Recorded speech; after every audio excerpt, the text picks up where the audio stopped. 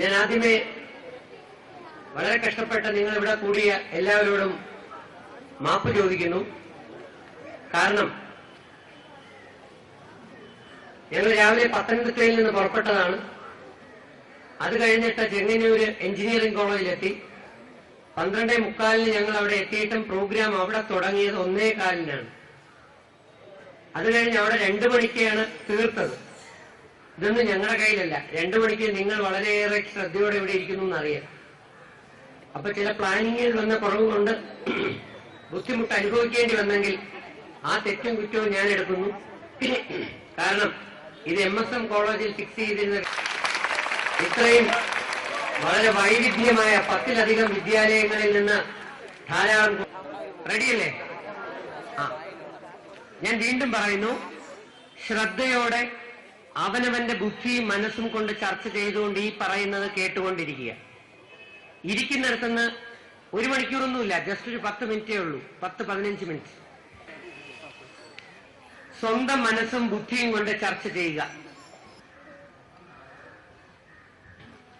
എത്രയും ആദരണീയും ബഹുമാനിയും അതിലുപരി ഈ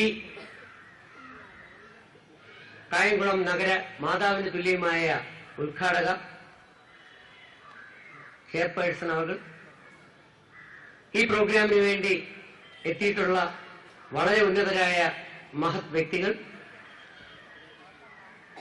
ഈ NSSന്റെ കേരള സംസ്ഥാനത്തിന്റെ സ്റ്റേറ്റ് ലേസൺ ഓഫീസറും ഈ ഒരു ജാഥയുടെ ചുക്കാൻ പിടിക്കുന്ന മഹത് വ്യക്തിയുമായ ശ്രീ ഡോക്ടർ പ്രകാശ് സാർ, ഈ സ്കൂളിന്റെ പിതാവിന് തുല്യനായ എന്റെ സുഹൃത്തു കൂടിയായ ശ്രീ ഹരികുമാർ സാർ, ഞാൻ വട്ടപൂജ്യമാണ്.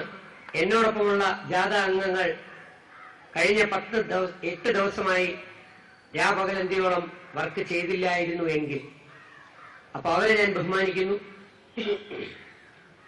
ഇവിടെ എത്തിച്ചേർന്ന എല്ലാ ആദരണീയരായ ഗുരുജനങ്ങളെ, സഹപ്രവർത്തകരെ, ഞാൻ ഏറെ ഇഷ്ടപ്പെടുന്ന എന്റെ മാതാപിതാക്കളെ, എനിക്കേറെ ഇഷ്ടമുള്ള എന്റെ മുമ്പിലിരിക്കുന്ന ആ കുഞ്ഞുങ്ങളെ, കുട്ടികളെ എന്നൊക്കെ വിളിക്കണമെന്നാണ് എന്റെ ആഗ്രഹം. പക്ഷെ നിങ്ങളുടെ പലരുടെയും കയ്യിലിരിപ്പ് കുഞ്ഞുങ്ങളുടെയും കുട്ടികളുടെയും ഒന്നുമല്ല. അതുകൊണ്ട് ഞാൻ നിങ്ങളെ വെറും കുഞ്ഞുങ്ങളെന്നും കുട്ടികളെന്നൊന്നും വിളിക്കുന്നില്ല. ഈ സ്കൂളിലും മറ്റു സ്കൂളുകളിൽ നിന്നും വന്നിട്ടുള്ള സുന്ദരികളും സുന്ദരന്മാരുമായ എന്റെ കുഞ്ഞുമക്കളെ,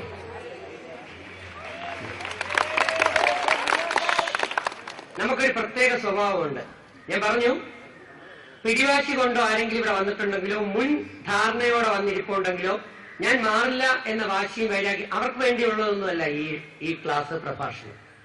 ശ്രദ്ധയോടെ കേൾക്കുക, ശരി എന്ന് തോന്നുന്നതെല്ലാം എടുത്തുകൊണ്ട് പോവുക, ഇവിടെ നിന്ന് വാരിക്കൊണ്ടു പോവുക. തെറ്റാണെന്ന് തോന്നിയാൽ ഇവിടെ തന്നെ കളഞ്ഞേക്കുക. ഓക്കെ? നിങ്ങൾ എന്ന് ഞാൻ പറയുമ്പോൾ അതിന്റെ അർത്ഥം നിങ്ങളാണെന്ന് വിചാരിക്കരുത്. എന്റെ വീക്ഷണം കേരളമാണ്. ഇന്ന് 10 ലക്ഷത്തോളം സഹോദരങ്ങൾ എനിക്കുണ്ട്. അപ്പൊ കേരളത്തിന്റെ ഇന്നത്തെ അവസ്ഥയാണ് നിങ്ങൾ എന്ന് പറയുന്നത്. അതിൽ നിങ്ങൾ ഉൾപ്പെടുമോ ഇല്ലയോ എന്ന് മാത്രം ആത്മപരിശോധന നടത്തിയത്. നമ്മുടെ സമൂഹത്തിലെ ഒരു പ്രത്യേക കാഴ്ചപ്പാടാണ്, നമ്മൾ ആരെയും അനുസരിക്കാറില്ല. 90% ആൾക്കാരെ കുറിച്ച് പറയുകയാണ്. പക്ഷെ നമ്മൾ പറയുന്നത് എല്ലാവരും അനുസരിച്ചോളണം. ശരിയല്ലേ? അവിടെ നിന്ന് പയ്യന്മാരോട് ഇവിടുത്തെ ടീച്ചർമാരും ബഹുമാനപ്പെട്ടവരും ചെന്ന് പറഞ്ഞു. പക്ഷെ അവർ പലരും അനുസരിക്കാൻ തയ്യാറായില്ല. അപ്പൊ അനുസരണം. അതുകൊണ്ടാണ് ഭഗവത്ഗീതയിൽ ഭഗവാൻ ആ സ്രഷ്ടാവിന്റെ വചനങ്ങൾ ശ്രീകൃഷ്ണനിലൂടെ അർജുനിലെത്തി. അർജുന, ഒരു യഥാർത്ഥ വിദ്യാർത്ഥിക്ക് ഉണ്ടാകേണ്ട ക്വാളിറ്റീസ് ആണ് വിനയം, ശ്രദ്ധ, അനുസരണം. വിനയം എന്താണെന്ന് ഇന്നത്തെ പല മക്കൾക്കും അറിയില്ല. ഇത് പഠിക്കണമെങ്കിൽ അപ്പനും അമ്മയ്ക്കും വീട്ടിലത് പഠിപ്പിച്ചു കൊടുക്കാൻ ഒരല്പ സമയം ഉണ്ടാകണം. 90% നല്ല പാരന്റ്സ് ഉണ്ട്, നല്ല കുട്ടികളുണ്ട്, നല്ല അധ്യാപകരുണ്ട്, നല്ല വ്യക്തികളുണ്ട്. പക്ഷെ 10% താഴെയായിട്ടാണ് മനസ്സിലാക്കാൻ കഴിഞ്ഞിട്ടുള്ളത്. ശ്രദ്ധ. നമ്മുടെ ഈ കുട്ടികളെല്ലാം നല്ല മിടുക്കരായ കുട്ടികളാണ്. പക്ഷെ പലപ്പോഴും അവർക്ക് ശ്രദ്ധ പഠിക്കുന്നതിലും പഠിപ്പിക്കുന്ന പാഠഭാഗങ്ങളിലും അല്ല, മറിച്ച് പ്രേമത്തിലും ലൈനിലും മൊബൈലിലും, പിന്നെ മൊബൈലിൽ ലോഡ് ചെയ്തിരിക്കുന്ന വൃത്തികെട്ട അശ്ലീലമായിട്ടുള്ള ബ്ലൂ ഫിലിം ബിറ്റുകളും അശ്ലീലമായ സിനിമകളും ചിന്തകളും. നമ്മുടെ മറ്റൊരു പ്രത്യേകതയാണ്, എടാ വിഡ്ഢിയായി എന്നെ കൊണ്ട് വിളിക്കാതെ മക്കളിവിടെ ശ്രദ്ധിക്കുക, ഇല്ലെങ്കിൽ അവനെ ശല്യപ്പെടുത്താതെ നീ പോ. രണ്ടാമത്തെ നമ്മുടെ ഒരു പ്രത്യേകതയാണ്, നമ്മൾ ആരെയും ആദരിക്കില്ല. ഭർത്താവ് മരിച്ചു കഴിയുമ്പോഴാണ് ഭാര്യ നെഞ്ചിലിടിച്ച് കരയ്ക്കുന്നത്.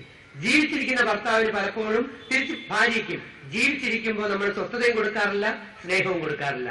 90%. അതുകൊണ്ടാണ് ജസ്റ്റിസ് ഡി ശ്രീദേവി മാഡം അവർ വിളിച്ചു പറഞ്ഞത് കേരളത്തിൽ 90% കുടുംബങ്ങളും തകർച്ചയിലാണ് എന്ന്. ആദ്യം നമ്മൾ ആദരിക്കാൻ പഠിക്കണം.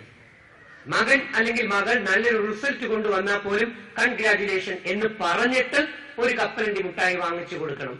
അതിനു പകരം മകൻ തോറ്റിട്ട് വന്നാലും ചെയർപേഴ്സൺ പറഞ്ഞതുപോലെ 10,000 രൂപയുടെ മൊബൈലാണ് വാങ്ങിച്ചു കൊടുക്കുക. തോറ്റാലും ഗിഫ്റ്റ്, ജയിച്ചാലും ഗിഫ്റ്റ്. അപ്പൊ പിന്നെ തോക്കുന്നതല്ലേ ജയിക്കുന്നതിനേക്കാൾ നല്ലത്, എളുപ്പം. ആലോചിച്ചു. അടുത്ത നമ്മുടെ പ്രത്യേകതയാണ്, നമ്മൾ ആർക്കും ഒന്നും കൊടുക്കാറില്ല. ഒരു പച്ചവെള്ളം പോലും കൊടുക്കാറില്ല 90%. പക്ഷെ നമുക്ക് കിട്ടിയില്ലെങ്കിൽ നമ്മൾ നെഞ്ചിലിടിച്ച് കരഞ്ഞുകൊണ്ട് നടക്കും. പുരയിടം വീതിക്കുമ്പോൾ, സ്വർണം വീതിക്കുമ്പോൾ, ഭൗതിക വസ്തുക്കൾ വീതിക്കുമ്പോൾ ആലോചിച്ചത് ഹൗ ചീപ്പ് വി ആർ. നമ്മൾ എത്ര ചീപ്പാണ്. എന്താ ബൈബിൾ നമ്മളെ ജീസസ് ക്രൈസ്റ്റ് പഠിപ്പിക്കുന്നത്? ആ തമ്പുരാന്റെ വചനങ്ങൾ ജീസസ് ക്രൈസ്റ്റിലൂടെ എത്തിയത് എന്തായിരുന്നു? മറ്റുള്ളവർ നിനക്ക് ചെയ്തു തരണം എന്ന് ആഗ്രഹിക്കുന്ന മുഴുവൻ കാര്യങ്ങളും നീ മറ്റുള്ളവർക്ക് അറിഞ്ഞു ചെയ്തു കൊടുക്കൂ എന്നാണ്. പക്ഷെ അത് അറിയണമെങ്കിൽ ബൈബിൾ വായിക്കണം. അത് ചെയ്യില്ല. അപ്പൊ ഭഗവത്ഗീത, ബൈബിൾ, വിശുദ്ധ ഖുർആൻ എന്നീ 3 വേദഗ്രന്ഥങ്ങൾ കേരളത്തിൽ മെയിൻ ആയിട്ടുണ്ട്. നമുക്ക് മുമ്പ് പോയ ആചാര്യന്മാരുണ്ട്, പ്രവാചകന്മാരുണ്ട്, ശ്രേഷ്ഠന്മാരുണ്ട്. ഇപ്പോഴത്തെ തലമുറയുടെ ഒരു പ്രത്യേകത, മുമ്പ് പോയവരെല്ലാം വിഡ്ഢികൾ, നമ്മൾ മാത്രം എല്ലാം മിടുക്കർ. നിങ്ങളുടെ മിടുക്കിനെ കുറയ്ക്കുന്നില്ല മക്കളെ. ഞങ്ങൾക്ക് മുമ്പുണ്ടായ നിങ്ങളുടെ അപ്പൂപ്പന്മാരെക്കാളും നിങ്ങൾ മിടുക്കരാണ്. സൂത്രത്തരത്തിന്റെ കാര്യത്തിലും കള്ളത്തരത്തിന്റെ കാര്യത്തിലും തരികിടയുടെ കാര്യത്തിലും. പക്ഷെ നന്മ ഉണ്ട്. നല്ല കഴിവുള്ള കുട്ടികളാണ് ഇപ്പോ കേരളത്തിലുള്ളത്. അതുകൊണ്ടാണ് ഗൂഗിൾ കമ്പനി വന്നിട്ട് 70 ലക്ഷം രൂപയ്ക്ക് കേരളത്തിലെ ഒരു പയ്യനെ കൊണ്ടുപോയത്. നാസ വന്നിട്ട് മറ്റൊരു എംടെക്കിന് പഠിക്കുന്ന പയ്യനെ കൊണ്ടുപോയത്. നമ്മുടെ നാട്ടിൽ മിടുക്കരായ കുട്ടികളുണ്ട്. പക്ഷെ അത് 10% താഴെ. ഇപ്പൊ നിങ്ങൾ കാണാം ആരൊക്കെയാണ് മിടുക്കർ, ആരാണ് എങ്ങനെയാണ് പരാജയം സംഭവിക്കുന്നതൊക്കെ നിങ്ങൾക്കിവിടെ കാണാൻ പറ്റും. കാരണം എന്റെ ക്ലാസ്സുകൾ എന്റെ ക്ലാസ് ആണെന്ന് പറയുന്ന ആളല്ല ഞാൻ, വിശ്വസിക്കുന്ന ആളല്ല ഞാൻ എന്തെങ്കിലും ആണെങ്കിൽ എന്റെ കൂടെ ഒരു അദൃശ്യമായ ശക്തി ഇവിടെ ഉണ്ട്. അതുകൊണ്ടാണ് ബൈബിൾ പഠിപ്പിക്കുന്നത്, നിങ്ങൾ 2 പേർ ചേർന്ന് പ്രാർത്ഥിക്കുന്നതിന്റെ ഇടയിൽ 3-മനായി ഞാൻ ഉണ്ടാകും എന്നും. വിശുദ്ധ ഖുർആൻ പഠിപ്പിക്കുന്നു, 3 പേർ 4 പേർ ചേർന്ന് പരദൂഷണം പറയുന്നതിന്റെ ഇടയിൽ 4-മനായി 5-മനായി ഞാൻ ഉണ്ടാകും. നീ ആർക്കെതിരെയാണ് പണി ചെയ്യാൻ പോകുന്നത് നോക്കിയിട്ട് ശിക്ഷ തരാൻ എന്ന്. ഞാൻ വിശ്വാസിയാണ്. ആകാശം മുഴുവൻ ദൈവങ്ങൾ നിറഞ്ഞു കിടക്കുന്നു എന്നുള്ള വിശ്വാസിയല്ല. ഈ പ്രപഞ്ചം എന്ന് പറയുന്ന ഈ പ്രകൃതി ദൈവമാണെന്ന് വിശ്വസിക്കുന്നത്. നമ്മൾ ചെയ്യുന്ന ഓരോ പ്രവൃത്തികളും ഒരു ഇലക്ട്രോ മാഗ്നറ്റിക് ടേപ്പിൽ പോലെ ഈ റെക്കോർഡ് ചെയ്യുന്നുണ്ട്. കൃത്യമായി നീ നന്മ ചെയ്തിട്ടുണ്ടെങ്കിൽ നിനക്ക് നന്മ തിരിച്ചു വരിക തന്നെ ചെയ്യും. അതല്പം താമസിച്ചാൽ പലിശ കൂടെ ചേർന്ന് വരും. നീ തിന്മ ചെയ്തിട്ടുണ്ടെങ്കിൽ നിനക്കല്ലെങ്കിൽ നിന്റെ മക്കൾക്ക് അത് തിരിച്ചടി ഉണ്ടായിരിക്കും, പലിശ സഹിതം ചേർന്ന്. അപ്പൊ ഭഗവത്ഗീത 10-ാം അധ്യായം വിഭൂതി യോഗം. ആ ഭഗവാൻ സൃഷ്ടാവ് അർജുനന് പഠിപ്പിച്ചു കൊടുക്കുന്നു. അർജുന, ആത്മജ്ഞാനം ലഭിക്കണം എന്നാഗ്രഹിക്കുന്ന, സത്യം അറിയണം എന്നാഗ്രഹിക്കുന്ന വ്യക്തികളുടെ മുമ്പിൽ മാത്രമേ പ്രഭാഷണം നടത്താവൂ. അല്ലാതെ ലൗകിക സുഖഭോഗികളുടെ മുമ്പിൽ പ്രഭാഷണം നടത്തിയിട്ട് കാര്യമില്ല. നീ പറയുന്നതിലെ ജ്ഞാനം അവന് മനസ്സിലാകില്ല. അവൻ ഭൗതിക വസ്തുക്കളുടെ പുറകെയാണ്. ചെറിയ മൊബൈലിന് പകരം വലിയ മൊബൈൽ വേണം. എന്തിനാ? ഫോൺ വിളിച്ച് കളിക്കാനല്ല, ബ്ലൂ ഫിലിം, വൃത്തികെട്ട ക്ലിപ്പിങ്ങുകൾ അശ്ലീലമാ മൊബൈലിലൂടെ കാണാൻ. ചെറിയ വസ്തുവിന് പകരം വലിയ വസ്തു വേണം. ചെറിയ കാറിന് പകരം വലിയ കാർ വേണം. ചെറിയ ആഭരണത്തിന് പകരം വലിയ ആഭരണം വേണം. അങ്ങനെ മനസ്സിന് നിയന്ത്രണമില്ലാതെ, ഇന്ദ്രിയങ്ങൾക്ക് നിയന്ത്രണമില്ലാതെ ഓടി നടക്കുന്ന വ്യക്തികളുടെ മുമ്പിൽ ജ്ഞാനം പറയാനും സത്യം പറയാനും ഇരുന്നിട്ട് കാര്യമില്ല. അവന് നീ പറയുന്നതൊന്നും മനസ്സിലാകില്ല. അത് വിശുദ്ധ ഖുർആൻ പറഞ്ഞിട്ടുണ്ട്. നീ എത്ര തന്നെ കൊതിച്ചാലും ജനങ്ങളിൽ കൂടുതൽ പേരും സത്യത്തിൽ വിശ്വസിക്കില്ല. ഞാൻ ബൈബിൾ വായിച്ചു കഴിഞ്ഞപ്പോഴാണ് എനിക്ക് മനസ്സിലായത്, ആ തമ്പുരാൻ സൃഷ്ടാവ് ജീസസ് ക്രൈസ്റ്റിലൂടെ ജനങ്ങളിൽ എത്തിച്ചു സുഭാഷിതങ്ങൾ. അദ്ദേഹം പറയുന്നു, പരിഹാസകന്റെ മുമ്പിലും വിഡ്ഢിയുടെ മുമ്പിലും ഭോഷന്റെ മുമ്പിലും പ്രസംഗിക്കാൻ പോകരുത്. നീ പറയുന്നതിലെ ജ്ഞാനം അവർക്ക് മനസ്സിലാകില്ല. അവൻ നിന്നെ പരിഹസിക്കും, വേണമെങ്കിൽ ക്ഷതവും ഏൽപ്പിക്കും എന്ന്. ചിലർ താടിയെന്ന് വിളിച്ചൊക്കെ കളിയാക്കാറുണ്ട്. എനിക്ക് വലിയ സന്തോഷം മാത്രമേ ഉള്ള കാര്യത്തിൽ. കാരണം മറ്റുള്ളവർ നമ്മളെ കളിയാക്കുമ്പോൾ സ്പിരിച്വൽ സീക്രട്ട്, ആത്മീയ സത്യം എന്ത് എന്ന് ചോദിച്ചാൽ, കളിയാക്കുന്നവനിൽ എന്തെങ്കിലും ഒരു പുണ്യമുണ്ടെങ്കിൽ അത് ട്രാൻസ്ഫർ ചെയ്ത് ആരെയാണോ കളിയാക്കപ്പെടുന്നത് അവന് ലഭിച്ചിരിക്കും. എന്ന് പറഞ്ഞാൽ നിങ്ങൾ ആർക്കെങ്കിലും പാര വെക്കുന്നുണ്ടെങ്കിൽ നിങ്ങളുടെ പുണ്യം നേരെ ആ വ്യക്തിയിലേക്ക് പോകും, നിങ്ങളിൽ ഇരിക്കില്ല. മറക്കണ്ട. പോയി പഠിച്ചാൽ വായിച്ചാൽ മനസ്സിലാവും. എന്നാൽ ജ്ഞാനം തേടണം, അറിവ് തേടണം എന്ന് ആഗ്രഹിക്കുന്ന വ്യക്തികളുടെ മുമ്പിൽ നീ പ്രഭാഷണം നടത്തൂ, അവൻ ഏറെ ജ്ഞാനിയായി മാറും, അവൻ നിങ്ങളെ സ്നേഹിക്കും എന്ന് ജീസസ് ക്രൈസ്റ്റ് പഠിപ്പിച്ചു. അദ്ദേഹത്തിനെ മൃഗീയമായി പീഡിപ്പിച്ച ആൾക്കാരാണ് നമ്മുടെ മുൻഗാമി. എനിക്കേറെ ഇഷ്ടപ്പെട്ടത് വിശുദ്ധ ഖുർആനിൽ ആ സ്രഷ്ടാവിന്റെ വചനങ്ങൾ പ്രവാചകനായ മുഹമ്മദ് നബി സല്ലല്ലാഹു അലൈഹി വസല്ലത്തിലൂടെ വന്ന വചനങ്ങളാണ്. എന്താണ് അദ്ദേഹം പഠിപ്പിച്ചത്? ഓരോ അറിവുള്ളവനും മനസ്സിലാക്കുക, അവനേക്കാൾ അറിവുള്ളവൻ അവന് മുകളിലുണ്ട്. എന്തു മനോഹരമാണ്! ഇന്നലെ വരെ 10 വയസ്സും 15 വയസ്സും 12 വയസ്സും 17ഉം 16ഉം വയസ്സുള്ള നിങ്ങളാണ് ഈ സ്കൂളിലെ MSc, MPhilഉം PhDയും BEdും ഒക്കെ പഠിച്ചിട്ട് 10, 35, 40 വയസ്സുള്ള അധ്യാപകർ നിങ്ങളെ പഠിപ്പിക്കാനായി എത്തിയപ്പോൾ നിങ്ങൾ എന്ന് പറയുന്ന അഹങ്കാരികൾ ഈ ഗുരുക്കന്മാരുടെ ഫ്രണ്ടിൽ ഇരുന്നത് ടീച്ചേഴ്സിനൊന്നും അറിയില്ല, ഞങ്ങൾക്ക് മാത്രമേ എല്ലാം അറിയാവൂ എന്ന മട്ടിലും ഭാവത്തിലും ഇരുന്നത്. 40ഉം 50ഉം വയസ്സുള്ള അമ്മയുടെ മുമ്പിൽ, അച്ഛന്റെ മുമ്പിൽ 15ഉം 18ഉം വയസ്സുള്ള നിങ്ങൾ ഇന്നലെ വരെ പെരുമാറിയത് അമ്മയ്ക്കും അച്ഛനും ഒന്നും അറിയില്ല, ഞങ്ങൾക്ക് മാത്രമേ അറിയാവൂ എന്ന അറിവിലും അഹങ്കാരത്തിലും നീ ഭ്രമിച്ചപ്പോൾ വിശുദ്ധ ബൈബിളും ഖുർആനും പറയുന്നു, അഹങ്കാരിയുടെ ഭവനം കർത്താവ് തകർക്കും. വിശുദ്ധ ഖുർആനിലാണെങ്കിൽ അണുമണി തൂക്കം അഹങ്കാരമുള്ളവന് സ്വർഗത്തിന്റെ 7 അയൽവക്കം കിട്ടില്ല എന്നാണ്. എന്താണ് സ്വർഗം? അതങ്ങ് ആകാശത്തിരിക്കുന്ന പെട്ടിയാണെന്ന് ആരെങ്കിലും ധരിച്ചെങ്കിൽ തെറ്റി. 3 സ്വർഗങ്ങളാണ് ഒരു മനുഷ്യനുള്ളത്. ആത്മീയത പഠിപ്പിക്കുന്നു, അല്പം സ്പിരിച്വാലിറ്റി. അതുകൊണ്ടാണ് ഇന്ത്യൻ പ്രസിഡന്റ് ആയിരുന്ന APJ അബ്ദുൽ കലാം സാർ കഴിഞ്ഞ ദിവസം തിരുവനന്തപുരത്ത് എത്തിയപ്പോ പറഞ്ഞത്, വിദ്യാഭ്യാസം ആത്മീയതയിൽ അധിഷ്ഠിതമായിരിക്കണം, ആത്മബോധം കുട്ടികൾക്കും വ്യക്തികൾക്കും കൊടുക്കണം എന്ന്. അല്ലാതെ ലൈംഗിക അതിപ്രസരണത്തിനെയും പീഡനത്തിനെയും മാത്രം പറഞ്ഞുകൊണ്ട് നടന്നിട്ട് കാര്യമില്ല, അത് തടയാനുള്ള വഴി നമ്മൾ കാണുന്നു. അപ്പൊ ഒന്നാമത്തെ സ്വർഗം എന്ന് പറയുന്നതാണ് മനസ്സിന്റെ ഉയർന്ന തലം. നല്ല മനസ്സ്, നല്ല സത്യസന്ധത, നന്മയുള്ള പ്രവൃത്തി, നമ്മളിലൂടെ എല്ലാവർക്കും ഗുണം, അങ്ങനെയുള്ളതാണ് സ്വർഗം. നരകം എന്ന് പറയുന്നത് മനസ്സിന്റെ വേവലാതികൾ, ദുഷ്ടതരങ്ങൾ, ചതി, വഞ്ചന, പരദൂഷണം, പാരവെപ്പ്. അതുകൊണ്ടാണ് ഭഗവത്ഗീതയിൽ പഠിപ്പിച്ചത്, മനസ്സിന് ശാന്തി ഇല്ലാത്തവന് ഒരിക്കലും സുഖം ലഭിക്കുകയില്ല എന്ന്. മനസ്സിന്റെ ശാന്തി. ഞാൻ ദൈവത്തിന്റെ നാമത്തിൽ സത്യം സത്യമായി തന്നെ ഈ ഇരിക്കുന്ന എന്റെ സുന്ദരികളും സുന്ദരന്മാരുമായെന്ന് ഞാൻ വിളിച്ചപ്പോൾ സന്തോഷിച്ച കുഞ്ഞുമക്കളോട് ചോദിക്കുന്നു, ഇവിടെ ദൈവത്തിന്റെ സാന്നിധ്യമുണ്ടെന്ന് വിശ്വസിക്കുന്ന ആളാണ് ഞാൻ. കഴിഞ്ഞ 1 വർഷത്തിനകത്ത് നിന്നെ 10 മാസം ഗർഭപാത്രത്തിൽ ചുമന്നുകൊണ്ട് നടന്ന് നൊന്ത് വേദനിച്ച് പ്രസവിച്ച് ഇരിക്കാൻ പറ്റാതെ, നിൽക്കാൻ പറ്റാതെ, നടക്കാൻ പറ്റാതെ നിനക്ക് വേണ്ടി ജീവിക്കുന്ന ആ അമ്മയും അതിലേക്ക് ജന്മം തന്ന ആ അച്ഛനോടും ആ പാരന്റ്സായ നിന്റെ മാതാപിതാക്കളോട് കഴിഞ്ഞ 1 വർഷത്തിനകത്ത് വാക്കുകൊണ്ടോ നോട്ടം കൊണ്ടോ പ്രവൃത്തി കൊണ്ടോ ഒരക്ഷരം പോലും കള്ളത്തരങ്ങൾ പറയുകയോ പ്രവർത്തിക്കുകയോ ചെയ്തിട്ടില്ലാത്ത ഒരു കുട്ടിയെങ്കിലും ഇതിനകത്തുണ്ടെങ്കിൽ ദൈവത്തിന്റെ നാമത്തിൽ സത്യം സത്യമായെന്ന് കൈപൊക്കിയേ. ഇല്ല. ഇത് തന്നെയാണ് മക്കളെ നിങ്ങളുടെ പരാജയങ്ങളുടെ ഒന്നാമത്തെ സ്റ്റെപ്പ്. നിങ്ങൾ തിരിഞ്ഞു മറിഞ്ഞു നോക്കി ആരെങ്കിലും കൈ പൊക്കിയിട്ടുണ്ടോ എന്ന്. ആരുമില്ലെങ്കിൽ നമുക്ക് ഹാപ്പി എന്ന് വിചാരിക്കുമ്പോൾ ഈ TV ഓൺ ചെയ്ത് നോക്കിയാൽ കാണാം, മലപ്പുറത്തും മഞ്ചേരിയിലും കാസർഗോഡും മറ്റ് പല പല സ്ഥലങ്ങളിലും എറണാകുളത്തും ഓരോ സ്കൂളുകളിലും പല കോളേജുകളിലും 1ഉം 2ഉം 3ഉം കുട്ടികളെ വീതം ഞങ്ങൾക്ക് 100 കണക്കിന് കുട്ടികളെ കിട്ടി. അവർക്ക് ഞങ്ങൾ പുസ്തകങ്ങൾ സമ്മാനമായി നൽകി. അതുകൊണ്ടാണ് പ്രവാചകനായ മുഹമ്മദ് നബി സല്ലല്ലാഹു അലൈഹി വസല്ലം പഠിപ്പിച്ചത്, ഓരോ 1999 പേർ നരകത്തിലേക്ക് പോകാൻ ടിക്കറ്റും കയ്യിൽ പിടിച്ചുകൊണ്ടിരിക്കുകയാണ്. അപ്പൊ നിങ്ങളായ കുട്ടികളുടെ ഭാവിയിലെ പാരന്റ്സ് നിങ്ങൾ ആരാണെന്നറിയാമോ? അടുത്ത വരാൻ പോകുന്ന 3-4-5 വർഷത്തിനകത്ത് പല പെൺകുട്ടികളും അമ്മമാരായി മാറാനുള്ള ചാൻസ് ഉണ്ട്. അപ്പം WHO നിങ്ങൾക്കിട്ടിരിക്കുന്ന, NCERT നിങ്ങൾക്കിട്ടിരിക്കുന്ന പേരാണ് you are the future parents. അതുകൊണ്ടാണ് ഞാൻ പറഞ്ഞത് നിങ്ങൾ കുട്ടികളെല്ലാം. ഇപ്പൊ തന്നെ 8ലും 9ലും പഠിക്കുന്ന പല പെൺകുട്ടികളും കേരളത്തിൽ പലയിടത്തും ഒളിച്ചോടാൻ തയ്യാറായി നിൽക്കുന്നവർ ഇവിടെ ഉണ്ടെങ്കിൽ എന്നെ ഒരല്പം ശ്രദ്ധിക്കുക.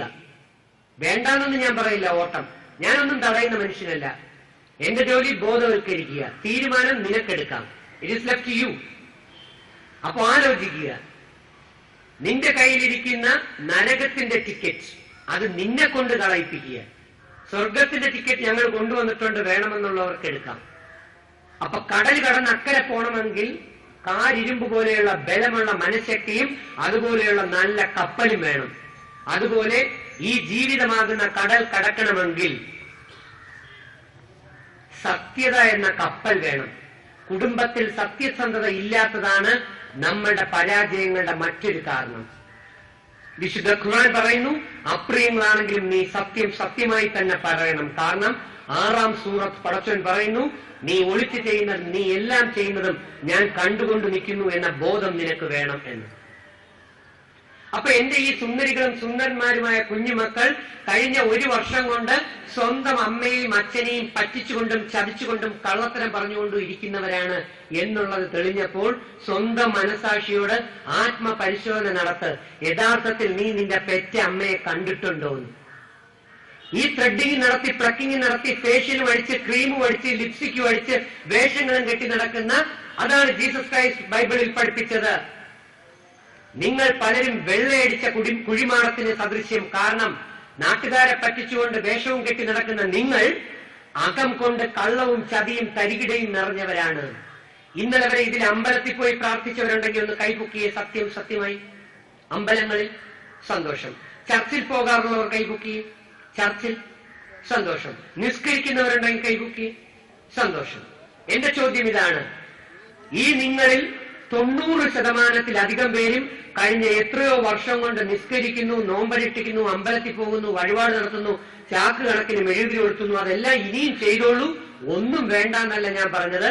പക്ഷെ നിങ്ങളിൽ 90% പേരുടെ വീട്ടിലും ദുഃഖവും ദുരിതവും കഷ്ടപ്പാടും മനപ്രയാസവും. മക്കൾ പഠിക്കുന്നില്ല, ജീവിതം വഴിമുട്ടി നിൽക്കുന്നു. ദൈവം നിങ്ങളെ അനുഗ്രഹിക്കില്ല സഹോദരങ്ങളെ. അദ്ദേഹം അനുഗ്രഹിക്കണമെങ്കിൽ ഒരൊറ്റ വഴിയാണ്. ആദ്യത്തെ വഴി ഞാൻ പറഞ്ഞത് സത്യസന്ധത. സ്വന്തം അമ്മയും അച്ഛനെയും പറ്റിച്ചുകൊണ്ട് നടക്കുന്ന മക്കളെ അമ്മയും അച്ഛനും ദൈവത്തിനോട് പ്രാർത്ഥിച്ചാൽ എങ്ങനെ ദൈവം അനുഗ്രഹിക്കും? ആലോചിക്കും. അപ്പൊ നിന്റെ അമ്മയോടും അച്ഛനോടും കള്ളം പറയാൻ ഒരു മടിയുമില്ലാതെ നീ മുമ്പോട്ട് സഞ്ചരിച്ചുകൊണ്ടിരിക്കുന്നു. ഒന്നുകൂടെ നമുക്ക് നോക്കാം. ദൈവത്തിന്റെ നാമത്തിൽ സത്യം സത്യമായി. ഇന്നലെ വരെ നിന്നെ പഠിപ്പിച്ച ഗുരുനാഥന്മാരായ അധ്യാപകരോട് വാക്കുകൊണ്ടോ നോട്ടം കൊണ്ടോ പ്രവൃത്തി കൊണ്ടോ ആ അധ്യാപകരോട് ഒരക്ഷരം പോലും കള്ളം പറഞ്ഞിട്ടില്ലാത്ത ഒരു വിദ്യാർത്ഥിയെങ്കിലും ഇതിനകത്തുണ്ടെങ്കിൽ സത്യം സത്യമായെന്ന് കൈപൊക്കിയേ. സന്തോഷം. നോക്കൂ, യഥാർത്ഥത്തിൽ ഇവരാണോ സുന്ദരികൾ, അതോ ഈ ത്രെഡിങ്ങും പ്ലക്കിങ്ങും ഫേഷ്യലും ക്രീമും ഒക്കെ അടിച്ച് അമ്മയും അച്ഛനെയും സാറുമാരെയും പറ്റിച്ചുകൊണ്ട് നടക്കുന്ന നമ്മളാണോ എന്നൊന്ന് ആലോചിച്ച് നോക്കി. ആത്മപരിശോധന നടത്തണം മക്കളെ, ആത്മപരിശോധന. നാട്ടുകാരോട് കള്ളം പറഞ്ഞോ, കൂട്ടുകാരോട് കള്ളം പറഞ്ഞോ എന്ന് ഞാൻ ചോദിക്കില്ല. അത് നാട്ടുകാരോടൊപ്പം ഒരല്പം വേണമെങ്കിൽ ആവാം, കുഴപ്പമില്ല. പക്ഷേ നിനക്ക് വേണ്ടി മാത്രം ജീവിക്കുന്ന നിന്റെ അമ്മയും നിന്റെ അച്ഛനും, നിന്നെ പഠിപ്പിച്ചുയർത്താൻ വേണ്ടി പരിശ്രമിക്കുന്ന നിന്റെ ഗുരുജനങ്ങളായിട്ടുള്ള മാതാപിതാക്കളോടും കള്ളം പറയുന്ന ഒരു കുട്ടിക്ക് അത്ര പെട്ടെന്നൊന്നും വിജയം വരുമെന്ന് ഞാൻ വിശ്വസിക്കുന്നില്ല. ഇതിൽ +1 +2 പഠിക്കുന്ന കുട്ടികളുണ്ടോ? അതിൽ ബയോളജി സയൻസ് പഠിക്കുന്ന കുട്ടികളുണ്ടോ? കൈപൊക്കിയ ബയോളജിക്കാർ. സന്തോഷം. ഈ ബയോളജി പഠിക്കാൻ വേണ്ടി, മെഡിസിന്റെ എൻട്രൻസിന് വേണ്ടി പഠിക്കാൻ വേണ്ടിയിരിക്കുന്ന നിങ്ങൾ NCERT പുസ്തകത്തിനെ കൂടാതെ ന്യൂ ജ്യോതി പബ്ലിക്കേഷൻസിന്റെ ബോട്ടണി, സുവോളജി, ബയോളജി പുസ്തകം കാണുകയോ കേൾക്കുകയോ വായിക്കുകയോ പഠിക്കുകയോ ചെയ്തിട്ടുള്ള ആരെങ്കിലും ഉണ്ടെങ്കിൽ സത്യം സത്യമായെന്ന് കൈപൊക്കുകയോ. ന്യൂ ജ്യോതി പബ്ലിക്കേഷൻസിന്റെ പുസ്തകം കാണുകയോ വായിക്കുകയോ. നേരെ പൊക്കൂ. അവിടെയൊക്കെ വീഴട്ടത്. അതിനേക്കാൾ വൃത്തികേടല്ലേ നീ ചെയ്തുകൊണ്ടിരിക്കുന്നത്? ഒരു കാക്കയുടെ കാഷ്ടമോ അല്ലെ എലി, അത് കാക്കയല്ല, അവിടുത്തെ പഴങ്ങൾ വീഴുന്നതാണ്. അതിനേക്കാൾ വൃത്തികേടല്ലേ നീ നിന്റെ സ്വന്തം പെറ്റ അമ്മയെ പറ്റിക്കുക എന്ന് പറഞ്ഞുകൊണ്ട് നടക്കുന്നത്? കുളിച്ചാലും മാറോട് ആത്മാവിൽ കറ വരണ്ടാൽ. അതുകൊണ്ട് വിഡ്ഢിയെ പോലെ ചിരിക്കാതെ ഇവിടെ ശ്രദ്ധിക്കും, ഇല്ലെങ്കിൽ പോ. ശ്രദ്ധിക്കും. ആ ന്യൂ ജ്യോതി ബയോളജി പുസ്തകം കാണുകയോ കേൾക്കിച്ചിട്ടുള്ള ഒരു കൈപൊക്കി, നേരെ കൈപൊക്കി. നിങ്ങൾ പഠിക്കുന്ന ആ ബയോളജി പുസ്തകം എഴുതിയതാരാണെന്ന് അറിയാമോ? ദൈവത്തിന്റെ അനുഗ്രഹത്തോടെ ഞാൻ എഴുതിയ പുസ്തകമാണെന്ന് കേരളത്തിൽ +1 +2 പിള്ളേർ ബയോളജി മെഡിസിന് വേണ്ടി പഠിക്കുകയും പല ടീച്ചേഴ്സ് പഠിപ്പിക്കുകയും ചെയ്യുന്നു. അപ്പൊ ഞാനൊരു ബയോളജി അധ്യാപകനാണ്. ഈ ബയോളജി അധ്യാപകനും കൂടെ ആയതുകൊണ്ടാണ് ഇനി പറയാൻ പോകുന്നത് നിങ്ങൾക്ക് സംശയം മാറാൻ വേണ്ടി പറഞ്ഞത്. കാരണം വിശുദ്ധ ബൈബിൾ യോഹന്നാൻ സുവിശേഷം 8-ാം അധ്യായം, നിന്റെ പിതാവ് എങ്ങനെ ഇരിക്കുമോ അങ്ങനെ ഇരിക്കും നീ എന്ന്.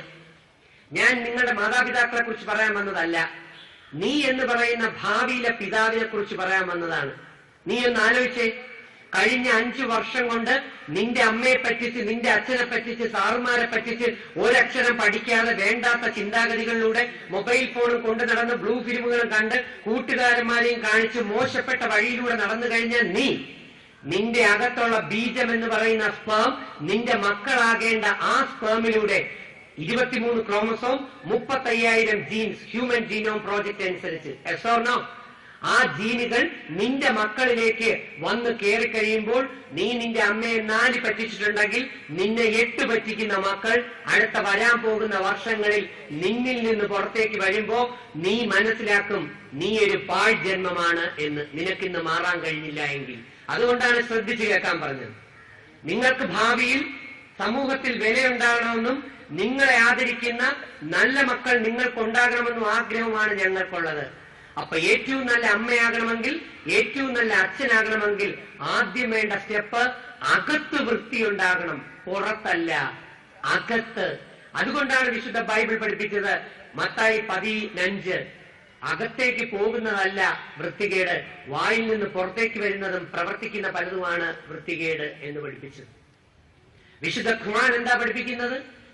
ഞാൻ നിസ്കരിച്ചിട്ടുണ്ട്, നോമ്പനുഷ്ഠിക്കുന്നു എന്ന് പറഞ്ഞുകൊണ്ട് നടക്കുന്നതിനേക്കാൾ ഉപരി വിശുദ്ധ ഖുർആന്റെ ആശയങ്ങൾ കൃത്യമായി പഠിക്കുകയും ആ ആശയങ്ങൾ കൂടെയുള്ള വ്യക്തികൾക്ക് പറഞ്ഞുകൊടുത്ത് അവരെ കൂടെ നന്മയുടെ വഴിയിലേക്ക് നയിക്കാതെ വെറുതെ നോമ്പനുഷ്ഠിച്ചും നിസ്കരിച്ചും നടക്കുന്നവർ പിഴയായി നരകമൊടുക്കേണ്ടി വരും, നരകത്തിൽ പോകേണ്ടി വരുമെന്നാണ് പ്രവാചകൻ പഠിപ്പിച്ചത്. ആണല്ലോ, ആലോചിക്കണം. എനിക്ക് ഖുർആൻ അറിയാം, എനിക്ക് വിശുദ്ധ ഖുർആൻ അറിയാം എന്ന് പറഞ്ഞിട്ട് അതനുസരിച്ച് ജീവിക്കാത്തവൻ കഴുത വിഴുപ്പ് ചുമക്കുന്നതിനോടൊപ്പമാണ് ജുമു 5 പ്രതിപാദിച്ചിരിക്കുന്നത്. ഇന്ന് വീട്ടിൽ പോയി അത് പൊടി തട്ടി എടുത്തിട്ട് മക്കളെ കൊണ്ട് വായിപ്പിക്കണം. അപ്പൊ നിസ്കരിക്കുകയും നോമ്പനുഷ്ഠിക്കുകയും ചെയ്യുന്നതിനോടൊപ്പം വീട്ടിൽ അമ്പലത്തിൽ പോയി പ്രാർത്ഥിക്കുകയും ചർച്ചിൽ പോവുകയും നിസ്കരിക്കുകയും ചെയ്യുന്ന സഹോദരങ്ങളോടുള്ള അപേക്ഷ ഇതാണ്: 24 മണിക്കൂറിൽ 23 മണിക്കൂറും നീ റിയാലിറ്റി ഷോ കാണുകയോ മൊബൈൽ വിളിക്കുകയോ സിനിമ കാണുകയോ കറങ്ങുകയോ പഠിക്കുകയോ എന്തോ ചെയ്തോളൂ. പക്ഷേ ലൈംഗികതയെ അതിജീവിക്കാൻ, സദാചാര ബോധം മക്കളിലും വ്യക്തികളിലും വളരാൻ പട്ടാളം വിചാരിച്ചാൽ നടക്കൂ? ഇല്ല. ഈ സ്കൂളിലെ 2 പെൺകുട്ടികൾ വേറെ 2 പയ്യന്മാരോടൊപ്പം ഒളിച്ചോടിയത് കൊണ്ട് ഇവിടുത്തെ പ്രിൻസിപ്പലിനെ പീഡിപ്പിച്ചിട്ട് എന്താ കാര്യം? സാർ എന്ത് തെറ്റ് ചെയ്തു? ഈ കായംകുളം മുനിസിപ്പാലിറ്റി ഏരിയയിൽ നിന്ന് 2 പെൺകുട്ടികൾ ആത്മഹത്യ ചെയ്യുകയോ ഏതെങ്കിലും ഒരുത്തൻ എവിടെയെങ്കിലും പീഡിപ്പിക്കുകയോ ചെയ്താൽ മുനിസിപ്പൽ ചെയർപേഴ്സൺ എന്ത് തെറ്റ് ചെയ്തു?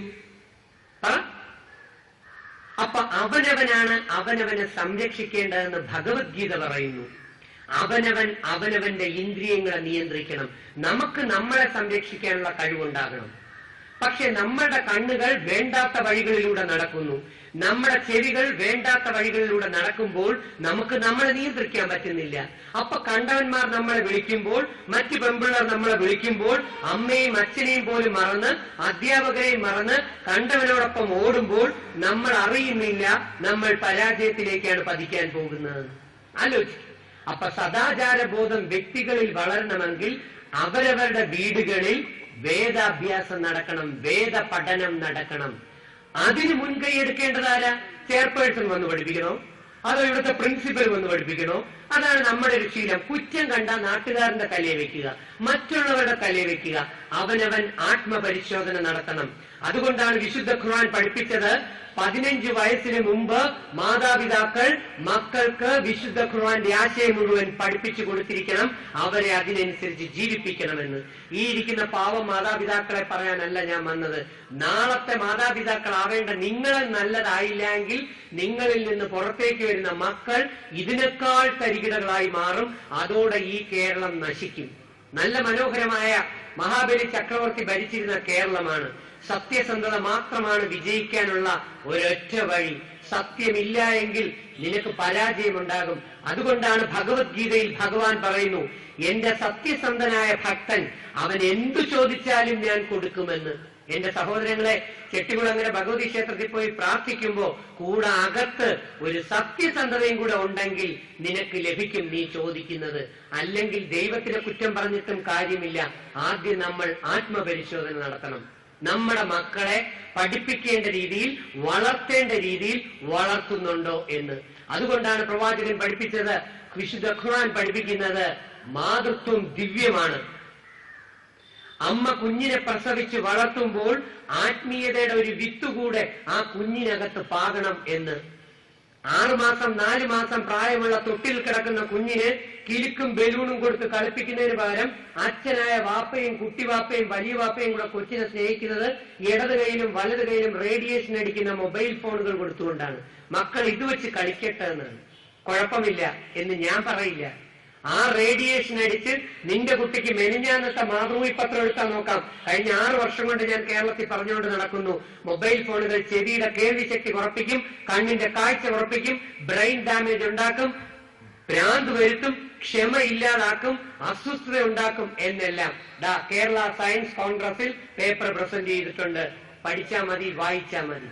സോ കയ്യിലിരിക്കുന്ന മൊബൈൽ ഫോൺ കഴിഞ്ഞ മാസങ്ങളിൽ ദൈവത്തിന്റെ അനുഗ്രഹത്തോടെ എനിക്ക് സ്വിറ്റ്സർലൻഡിലും ജർമ്മനിയിലും ഇറ്റലിയും ലണ്ടനും ഒക്കെ പര്യടനം നടത്താൻ കഴിഞ്ഞു.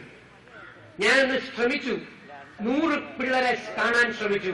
95 യൂറോപ്യൻ കുട്ടികളുടെ കയ്യിലും മൊബൈൽ ഫോൺ ഇല്ല. പോയി അന്വേഷിച്ചു നോക്കിക്കൊള്ളൂ. എന്നാൽ ഇവിടെ 95% കുട്ടികളുടെ കയ്യിലും മൊബൈൽ ഫോണുകൾ. വേണ്ട എന്ന് ഞാൻ പറഞ്ഞില്ല. കുട്ടി ഡോക്ടറോ എഞ്ചിനീയറോ നാളത്തെ ഭാവിയിലെ മുനിസിപ്പൽ ചെയർമാൻമാരും കൗൺസിലേഴ്സും ഒക്കെ ആവേണ്ടവരാണ് ഇവർ. ഇവർ കള്ളത്തരം ആണ് പറയുന്നത്. സത്യസന്ധത ഇല്ലെങ്കിൽ ഇവരെ എങ്ങനെ നാട്ടുകാർ വിജയിപ്പിക്കും? ആലോചി. കേരളത്തിൽ ഒരു സ്ത്രീക്കും അന്യായമായി പീഡനങ്ങൾ ഉണ്ടാകുന്നില്ല. എല്ലാ പുരുഷന്മാരും പീഡിപ്പിച്ചുകൊണ്ട് നടക്കുന്നവരൊന്നും അല്ല. എവിടെയെങ്കിലും പീഡനം നടത്തുന്നുണ്ടെങ്കിൽ ആ ആണുങ്ങളെ പരിശോധിച്ചാൽ 99.9% മദ്യലഹരിയിലും ബോധം കയ്യിലില്ലായിരുന്ന അവസരത്തിലാണ്. ഒരമ്മയും മോശപ്പെട്ട കുട്ടിയെ പ്രസവിക്കുന്നു എന്ന് ഞാൻ വിശ്വസിക്കുന്നില്ല. നല്ല മക്കളാണ് ഈ ഇരിക്കുന്നവരെല്ലാം. പക്ഷെ അകത്ത് നന്മയുണ്ടോ ഇല്ലേ എന്ന് നോക്കണം. അകത്ത് നന്മയില്ലാത്തിടത്തോളം കാലം ദൈവം നിങ്ങളെ അനുഗ്രഹിക്കില്ല മക്കളെ. നിങ്ങളിൽ പലരും മൊബൈൽ ഉപയോഗിക്കുന്നവരാണെന്ന് അറിയാം. എന്റെ ഒരു ചോദ്യം, ഒറ്റ ചോദ്യം, സത്യമായി തല പോയാലും സത്യമേ പറയാവൂ. ഇന്ന് സത്യം പറഞ്ഞാൽ ഇന്ന് തന്നെ നീ വിജയിച്ചു തുടങ്ങും. അതുകൊണ്ടാണ് ബൈബിൾ പഠിപ്പിച്ചത്, നീ ഇന്ന് മാനസാന്തരപ്പെടുന്നില്ല എങ്കിൽ, നീ ഇന്ന് ഈ കുഞ്ഞിനെ പോലെ ആകുന്നില്ല എങ്കിൽ നിനക്കൊരിക്കലും സ്വർഗം ലഭിക്കില്ല എന്ന്. അപ്പൊ ഒന്നാമത്തെ സ്വർഗം മനസ്സും, രണ്ടാമത്തെ സ്വർഗം നിന്റെ കുടുംബവുമാണെങ്കിൽ, മൂന്നാമത്തെ സ്വർഗമാണ് അത്യുന്നതങ്ങളിൽ ഇരിക്കുന്നത്. അവിടെ ഈ ശരീരവുമായി പോവില്ല. അത് വേറെ വൃത്തിയുള്ള സാധനമേ അവിടെ പോകത്തുള്ളൂ. അപ്പൊ ഒരു ആത്മപരിശോധന നടത്ത്. നീ അമ്പലത്തിലും പള്ളിയിലും കയറുന്നതിന് മുമ്പ് നിന്റെ മൊബൈൽ ഫോണുകൾ എന്ത് ചെയ്യും മക്കളെ? സ്വിച്ച് ഓഫ് ചെയ്യും, അല്ലെങ്കിൽ സൈലന്റിലിടും. വളരെ എനിക്ക് സന്തോഷം. സത്യമായി തന്നെ പറഞ്ഞേ, നിങ്ങൾക്കറിയാം ഇന്ന് കേരളത്തിൽ 5ാം ക്ലാസ് മുതലുള്ള ആൺകുട്ടികൾ പല സ്ഥലങ്ങളിലും മൊബൈൽ ഫോണുകളിൽ ബ്ലൂ ഫിലിമുകൾ കാണുന്നുവെന്നും മോശപ്പെട്ട പ്രവർത്തനങ്ങൾ ഉള്ളതുമായിട്ട് നിങ്ങൾ കേട്ടിട്ടുണ്ട്, അറിഞ്ഞിട്ടുണ്ട്. Say yes or no? സത്യമായി യെസ്. ഇനിയാണ് എന്റെ ചോദ്യം. നിന്റെ മൊബൈൽ ഫോണിനകത്ത് ബ്ലൂ ഫിലിം പോലെയുള്ള വൃത്തികെട്ട അശ്ലീലമായ പടങ്ങളും പിക്ചറുകളും വെച്ചുകൊണ്ട് നീ പള്ളിയിൽ നിസ്കരിക്കാനായി സ്വിച്ച് ഓഫ് ചെയ്തിട്ടും അമ്പലത്തിൽ പ്രാർത്ഥിക്കാനായി സൈലന്റിലിട്ട് കയറിയാൽ ആ പടച്ചോൻ ദൈവം സ്രഷ്ടാവ് നിന്നെ സ്പർശിക്കുമോ ഇല്ലയോ എന്ന് നീ ഒന്ന് നിന്റെ ആത്മാവിനോട് പരിശോധിച്ചു നോക്ക്, ഒന്ന് ചോദിച്ചു നോക്ക്. ഇത് തന്നെയാണ് രണ്ടാമത്തെ പരാജയം. നമ്മൾ ദൈവങ്ങളെ പറ്റിക്കാനായി ശ്രമിക്കുന്നു. അപ്പൊ മക്കൾക്ക് മൊബൈൽ ഫോൺ വാങ്ങിച്ചു കൊടുക്കുമ്പോൾ ശ്രദ്ധിക്കണം, അത് ശ്രദ്ധാപൂർവം ഉപയോഗിക്കുന്നുണ്ടോ ഇല്ലയോ എന്ന്. മൊബൈൽ വേണ്ട എന്ന് ഞാൻ പറയില്ല, ഒരിക്കലും പറയില്ല. ഈ ഇരിക്കുന്ന മക്കളെ ഞാൻ സുന്ദരികളെ, സുന്ദരന്മാരെ എന്ന് വിളിച്ചു. എനിക്കിന്ന് 10 ലക്ഷത്തിലധികം സഹോദരങ്ങൾ കേരളത്തിലുണ്ട്. ഒരു സത്യം ഞാൻ വീണ്ടും പറയാൻ ശ്രമിക്കുന്നു. നിങ്ങൾക്ക് എന്നോട് ദേഷ്യം തോന്നിയാലും ഈ 10 ലക്ഷം കുട്ടികളിൽ ഈ കേരളത്തിൽ ഏറെ നല്ല കുട്ടികളും ആൺകുട്ടികളായിട്ടാണ് എനിക്ക് മനസ്സിലാക്കാൻ കഴിഞ്ഞിട്ടുള്ളത്.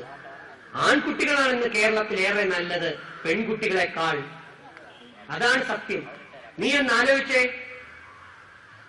ഈ ഇരിക്കുന്ന പെൺകുട്ടികളായ നിങ്ങൾ പെൺകുട്ടികളാണോ എന്ന് പോലും എനിക്ക് സംശയമുണ്ട്. കാരണം ഒരു പെൺകുട്ടി അവളുടെ അമ്മയുടെ മാനസിക വികാരം അറിയും.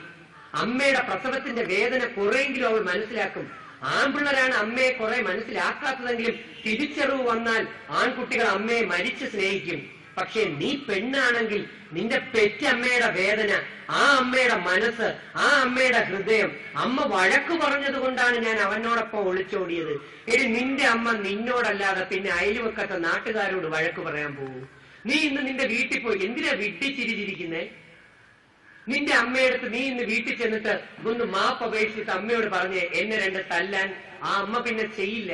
കാരണം നിന്റെ അമ്മയുടെ പ്രതീക്ഷയാണ് നീ, നിന്റെ അച്ഛന്റെ പ്രതീക്ഷയാണ് നീ.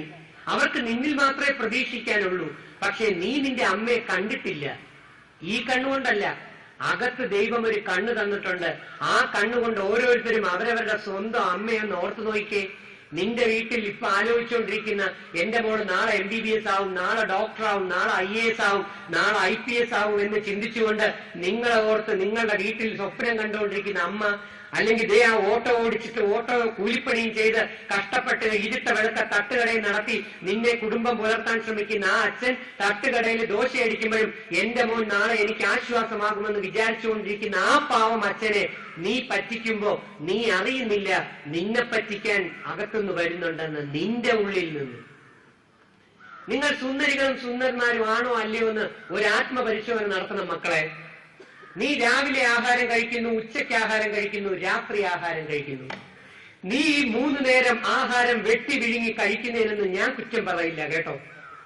പക്ഷെ ഡെയിലി നിന്റെ വീട്ടിൽ നീ ആഹാരം കഴിക്കുന്ന സമയത്ത് ഏതെങ്കിലും ഒരു നേരം നിന്റെ അമ്മയുടെയും അച്ഛന്റെയും വായിലേക്ക് നിന്റെ പാത്രത്തിൽ നിന്ന് ഒരുരുള ചോറുരുട്ടി ആ അമ്മയുടെയും അച്ഛന്റെയും വായിലേക്ക് കൊണ്ടുവച്ച് കൊടുത്തതിന് ശേഷം മാത്രം ഡെയിലി അവനവന്റെ വയറ് നിറയ്ക്കാൻ ശ്രമിക്കുന്ന മക്കൾ ഇതിനകത്തുണ്ടെങ്കിൽ ആ ദൈവത്തിന്റെ നാമത്തിൽ സത്യം സത്യമായെന്ന് കൈപൊക്കിയേ ഇല്ല. മിടുക്കി, നിന്നെ സ്നേഹിക്കുന്ന മകൾ നിനക്കുണ്ടാകും. പടച്ചോൻ നിന്നോടൊപ്പം, സ്രഷ്ടാവ് നിന്നോടൊപ്പം ഉണ്ടാവും. നോക്കൂ, കറുത്തിരിക്കുന്ന കുട്ടിയാണ് ആ കുട്ടി. ആ കുട്ടിയുടെ മനസ്സ് വെളുപ്പാണ്, അകം വെളുപ്പാണ്. നിങ്ങളിൽ പലരും വെളുത്തിരിപ്പുണ്ടാവും, പക്ഷെ അകം എന്താണെന്ന് അനലൈസ് ചെയ്യുമ്പോളെ ഈ കുട്ടി ഒരിക്കലും ഒളിച്ചോടില്ല.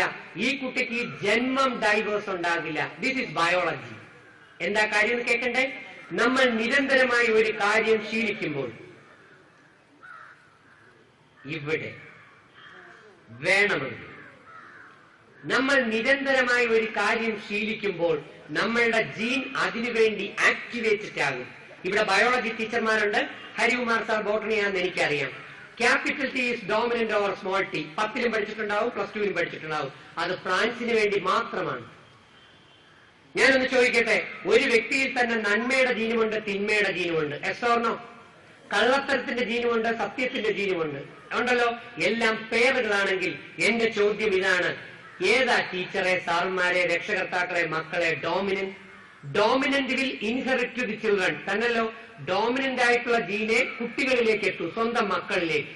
ഡോമിനന്റ് ഏതാ മക്കളെ? ഡോമിനന്റ് കള്ളത്തരത്തിന്റെ ജീനാണോ, സത്യത്തിന്റെ ജീനാണോ, നന്മയുടെ ജീനാണോ, തിന്മയുടെ ജീനാണോ? സമയം കളയുന്നില്ല, ആർക്കും പറയാൻ കഴിയില്ല എന്നല്ല. ഏത് ജീനിനെയാണോ വ്യക്തി ആക്ടിവേറ്റ് ചെയ്യിക്കുന്നത്, that gene will inherit to the children. അതാണ് ലാമാർക്കിന്റെ inheritance of acquired character by Jean Baptiste de Monet Lamarck എന്ന മഹത്തായ ആ പ്രസ്ഥാനം അല്ലെങ്കിൽ കണ്ടുപിടിച്ചിരിക്കുന്നത് ആ ശാസ്ത്രജ്ഞൻ. വ്യക്തി നേടിയെടുക്കുന്ന ക്യാരക്ടേഴ്സ് ആ ആൺകുട്ടിയിൽ നിന്നും പെൺകുട്ടിയിൽ നിന്നും ബീജങ്ങളിലൂടെ മക്കളിലേക്ക് എത്തും. ഭഗവത്ഗീത അത് പെർഫെക്റ്റ് ആയിട്ട് പറഞ്ഞിട്ടുണ്ട്. പക്ഷെ ഭഗവത്ഗീത വായിക്കാതെ എങ്ങനെ അറിയും? ഭഗവത്ഗീതയിൽ ഭഗവാൻ പറഞ്ഞിരിക്കുന്നു, അതൊരു മതഗ്രന്ഥമല്ല, ഇന്റലക്ച്വൽ ഹൈറ്റ്സിലേക്കുള്ള ഗീതയാണ് ഭഗവത്ഗീത. ബൈബിളും ഖുർആനും മതഗ്രന്ഥങ്ങളാണെങ്കിൽ ഭഗവത്ഗീത വ്യക്തിയെ വിജയിപ്പിക്കാനുള്ളതാണ്. അമേരിക്കയുടെ 186 യൂണിവേഴ്സിറ്റികളിൽ ഭഗവത്ഗീത ഒരു പേപ്പറാണ്. മക്കളെ ഭഗവത്ഗീത പഠിപ്പിച്ചാൽ അവർ അർജുനന്മാരെ പോലെയാകും. ആരാ അർജുനൻ? ആർജവം ഉള്ളവൻ. എന്നിട്ട് ബൈബിളും ഖുർആനും കൂടെ പഠിപ്പിച്ചു കഴിയുമ്പോൾ എല്ലാ മതക്കാരെയും സ്നേഹിക്കുന്ന സാഹോദര്യമുള്ള ശ്രീനാരായണ ഗുരുദേവൻ പറഞ്ഞൊരു കോൺസെപ്റ്റ് അവിടെ കാണാൻ പറ്റും. ഒരു സ്രഷ്ടാവിന്റെ മക്കൾ എല്ലാം വായിക്കണം. അപ്പോഴേ നാളത്തെ നല്ല മന്ത്രിയും MLA MP ഒക്കെ ആവാൻ പറ്റൂ. ഇല്ലെങ്കിൽ നീ ഒന്നും ആകില്ല എന്ന് ഞാൻ പറയില്ല. നിന്നെ വിളിക്കും പാഴ് ജന്മം എന്ന് സമൂഹം. നിങ്ങൾ അങ്ങനെ പാഴ് ജന്മം എന്ന് കേൾക്കാൻ വിധിക്കപ്പെട്ട വ്യക്തികളല്ല. ആലോചിക്കണം. അപ്പൊ ഭഗവത്ഗീതയിൽ ഭഗവാൻ പറയുന്നു, അച്ഛൻ പുരുഷന്റെ എല്ലാ ചിന്താഗതികളും അകത്തുള്ള കാര്യങ്ങളെല്ലാം വലിച്ചെടുത്തുകൊണ്ടാണ് ഡെവലപ്പ് ചെയ്യുന്നതെന്ന്. അകത്ത് വല്ല ഉണ്ടെങ്കിലല്ലേ വലിച്ചെടുക്കാൻ പറ്റൂ. ഉണ്ടെന്ന് പറഞ്ഞത് ജ്ഞാനമാണ്, ജ്ഞാനം. അതുകൊണ്ടാ ബൈബിൾ പഠിപ്പിച്ചത്, ജ്ഞാനം തേടുന്നവരും അറിവ് തേടുന്നവരും ഭാഗ്യവാന്മാർ, അത് സ്വർണത്തെക്കാളും വെള്ളിയേക്കാളും ശ്രേഷ്ഠവും ഡയമണ്ടിനേക്കാൾ അമൂല്യവുമെന്ന്. മലപ്പുറത്ത് ഒരു സ്കൂളിൽ ഞാൻ ക്ലാസ് എടുത്തു കഴിഞ്ഞപ്പോൾ ഇറങ്ങിയപ്പോ +2ൽ പഠിക്കുന്ന ഒരു പയ്യൻ ഓടി വന്ന് എന്നോട് ചോദിച്ചു, സാർ പ്രണയിക്കുന്നത് തെറ്റാണോ? ഇന്ന് കേരളം മുഴുവൻ പ്രണയങ്ങളാണ്.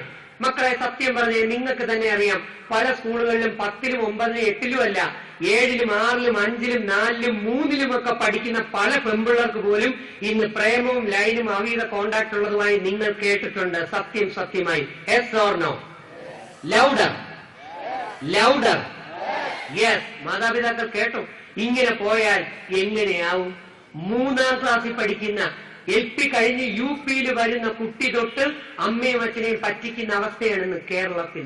നിങ്ങളുടെ മക്കളെ കുറിച്ച് പറഞ്ഞാൽ നിങ്ങൾക്ക് വിശ്വാസം വരില്ല. ഞാൻ നിങ്ങളുടെ മക്കളെ കുറിച്ചല്ല പറയുന്നത്, ഞങ്ങളുടെ മക്കളെ കുറിച്ച്. ഇവരെല്ലാം ഞങ്ങളുടെ മക്കളാണ്. ഒരു കുട്ടിയും പാഴിപ്പോവാൻ പാടില്ല. അങ്ങനെ പാഴിപ്പോവാതിരിക്കണമെങ്കിൽ ആ കുട്ടിയുടെ ഉള്ളിൽ ജ്ഞാനമുണ്ടാകണം. അതിനുവേണ്ടിയാണ് നിന്റെ സ്വന്തം വേദഗ്രന്ഥങ്ങളെങ്കിലും അല്പം പഠിപ്പിച്ചു കൊടുക്കാൻ പറഞ്ഞത്, ഡെയിലി വായിക്കാൻ പറഞ്ഞത്. അതാണ് നമുക്ക് ആവശ്യം. അപ്പൊ പാഠഭാഗങ്ങളോടൊപ്പം വേദങ്ങളിൽ പറഞ്ഞിട്ടുണ്ട്, ആചാര്യന്മാർ ഋഷീശ്വരന്മാർ മുമ്പ് പോയവർ പഠിപ്പിച്ചു വെച്ചിട്ടുണ്ട് എങ്ങനെയൊക്കെയാണ് സത്യങ്ങൾ ജീവിത വിജയം നേടാനുള്ള രഹസ്യം. പക്ഷെ നമ്മൾ അത് വായിക്കില്ല, നമ്മൾ റിയാലിറ്റി ഷോയിലേക്ക് പോകും. ഇരിക്കുന്ന ഈ മക്കളോട് മാത്രമല്ല എന്റെ ചോദ്യം, ഇരിക്കുന്ന അമ്മമാരും സഹോദരിമാരുമായിട്ടുള്ള അമ്മമാരും സഹോദരിമാരും ടീച്ചർമാരും ഉൾപ്പെടെ ഉള്ളവരുണ്ട്. നിങ്ങളോട് എനിക്കൊരു അപേക്ഷ, എന്നോട് ഞാൻ കാര്യം കൈവക്കണ്ട. ഈ മക്കൾക്ക് നിങ്ങൾ പഠിപ്പിച്ചു കൊടുക്കണം. യഥാർത്ഥത്തിൽ കേരളത്തിൽ, ഇന്നത്തെ കേരളത്തിൽ ഭാര്യ ഭർത്താക്കന്മാരുടെ ബന്ധം എന്ത് ബന്ധമാണ് സഹോദരങ്ങളെ? ശാരീരിക ബന്ധമാണോ രക്തബന്ധമാണോ? രക്തബന്ധം എന്ന് പറഞ്ഞാൽ അറിയാലോ, മുറച്ചെറുക്കൻ മുറച്ചെറുപ്പെണ്ണിനെ കെട്ടി എന്ന് പറയുന്നതാണ് രക്തബന്ധം. പിന്നെ ഉള്ളത് ശാരീരിക ബന്ധങ്ങളാണ്. അപ്പം ഇന്നത്തെ കേരളത്തിലെ ഭാര്യ ഭർത്താക്കന്മാരുടെ ബന്ധം എന്ത് ബന്ധമാണ്? ശാരീരിക ബന്ധമാണോ രക്തബന്ധമാണോ അതോ വേറെ വല്ല ബന്ധങ്ങളുമാണോ? എനിക്ക് സമയമില്ല. ഒരാൾ കുറച്ചു പറയും ശാരീരിക ബന്ധം. റൈറ്റ്. മെജോറിറ്റിയും ശാരീരിക ബന്ധമാണ്. വേറെ എന്തെങ്കിലും ആർക്കെങ്കിലും പറയാനുണ്ടോ? ഉണ്ടോ? ചിലർ പറയും സ്നേഹബന്ധം. ശരിയല്ലേ? സ്നേഹബന്ധം. ഞാൻ നിങ്ങളോടൊരു വാക്ക് ചോദിക്കാം. ഇഷ്ടപ്പെടുന്നെങ്കിൽ എടുക്കുക, അല്ലെങ്കിൽ ഇവിടെ തന്നെ കളഞ്ഞേക്കുക. ഒരു ഭാര്യ ആയ അമ്മ, അടുത്ത ഫ്യൂച്ചർ പാരന്റ്സ് ആവാൻ നിൽക്കുന്ന കുട്ടികളാണ്, ശ്രദ്ധയോടെ കേൾക്കണം. ഒരു ഭാര്യയായ അമ്മ, സ്ത്രീ പറയുകയാണ്, ഞാനും എന്റെ ഭർത്താവും തമ്മിലുള്ള ബന്ധം ആത്മബന്ധമാണ് എന്ന് പറയാൻ കഴിവുള്ള വീട്ടിൽ ആ അമ്മയ്ക്ക് ആ ഭർത്താവിനെ ഡൈവോഴ്സ് ചെയ്യാൻ പറ്റുമോ? ഇല്ല. എന്നിട്ടെന്റെ ഈ ആത്മബന്ധം മറന്നുപോകുന്നത്? ഒരു ഭർത്താവ് പറയുകയാണ്, ഞാനും എന്റെ ഭാര്യയും തമ്മിലുള്ള ബന്ധം ആത്മബന്ധമാണ് എന്ന് പറയാൻ കഴിയുന്ന ഭർത്താവിന് ഭാര്യയെ പീഡിപ്പിക്കാനോ അല്ലെങ്കിൽ ഡൈവോഴ്സ് ചെയ്യാനോ കഴിയുമോ? ഇല്ല. ഇത് കണ്ടുവളരുന്ന മക്കൾ എന്ത് പറഞ്ഞേനെ? ഞങ്ങളും പാരന്റ്സും തമ്മിൽ ആത്മബന്ധമാണ്.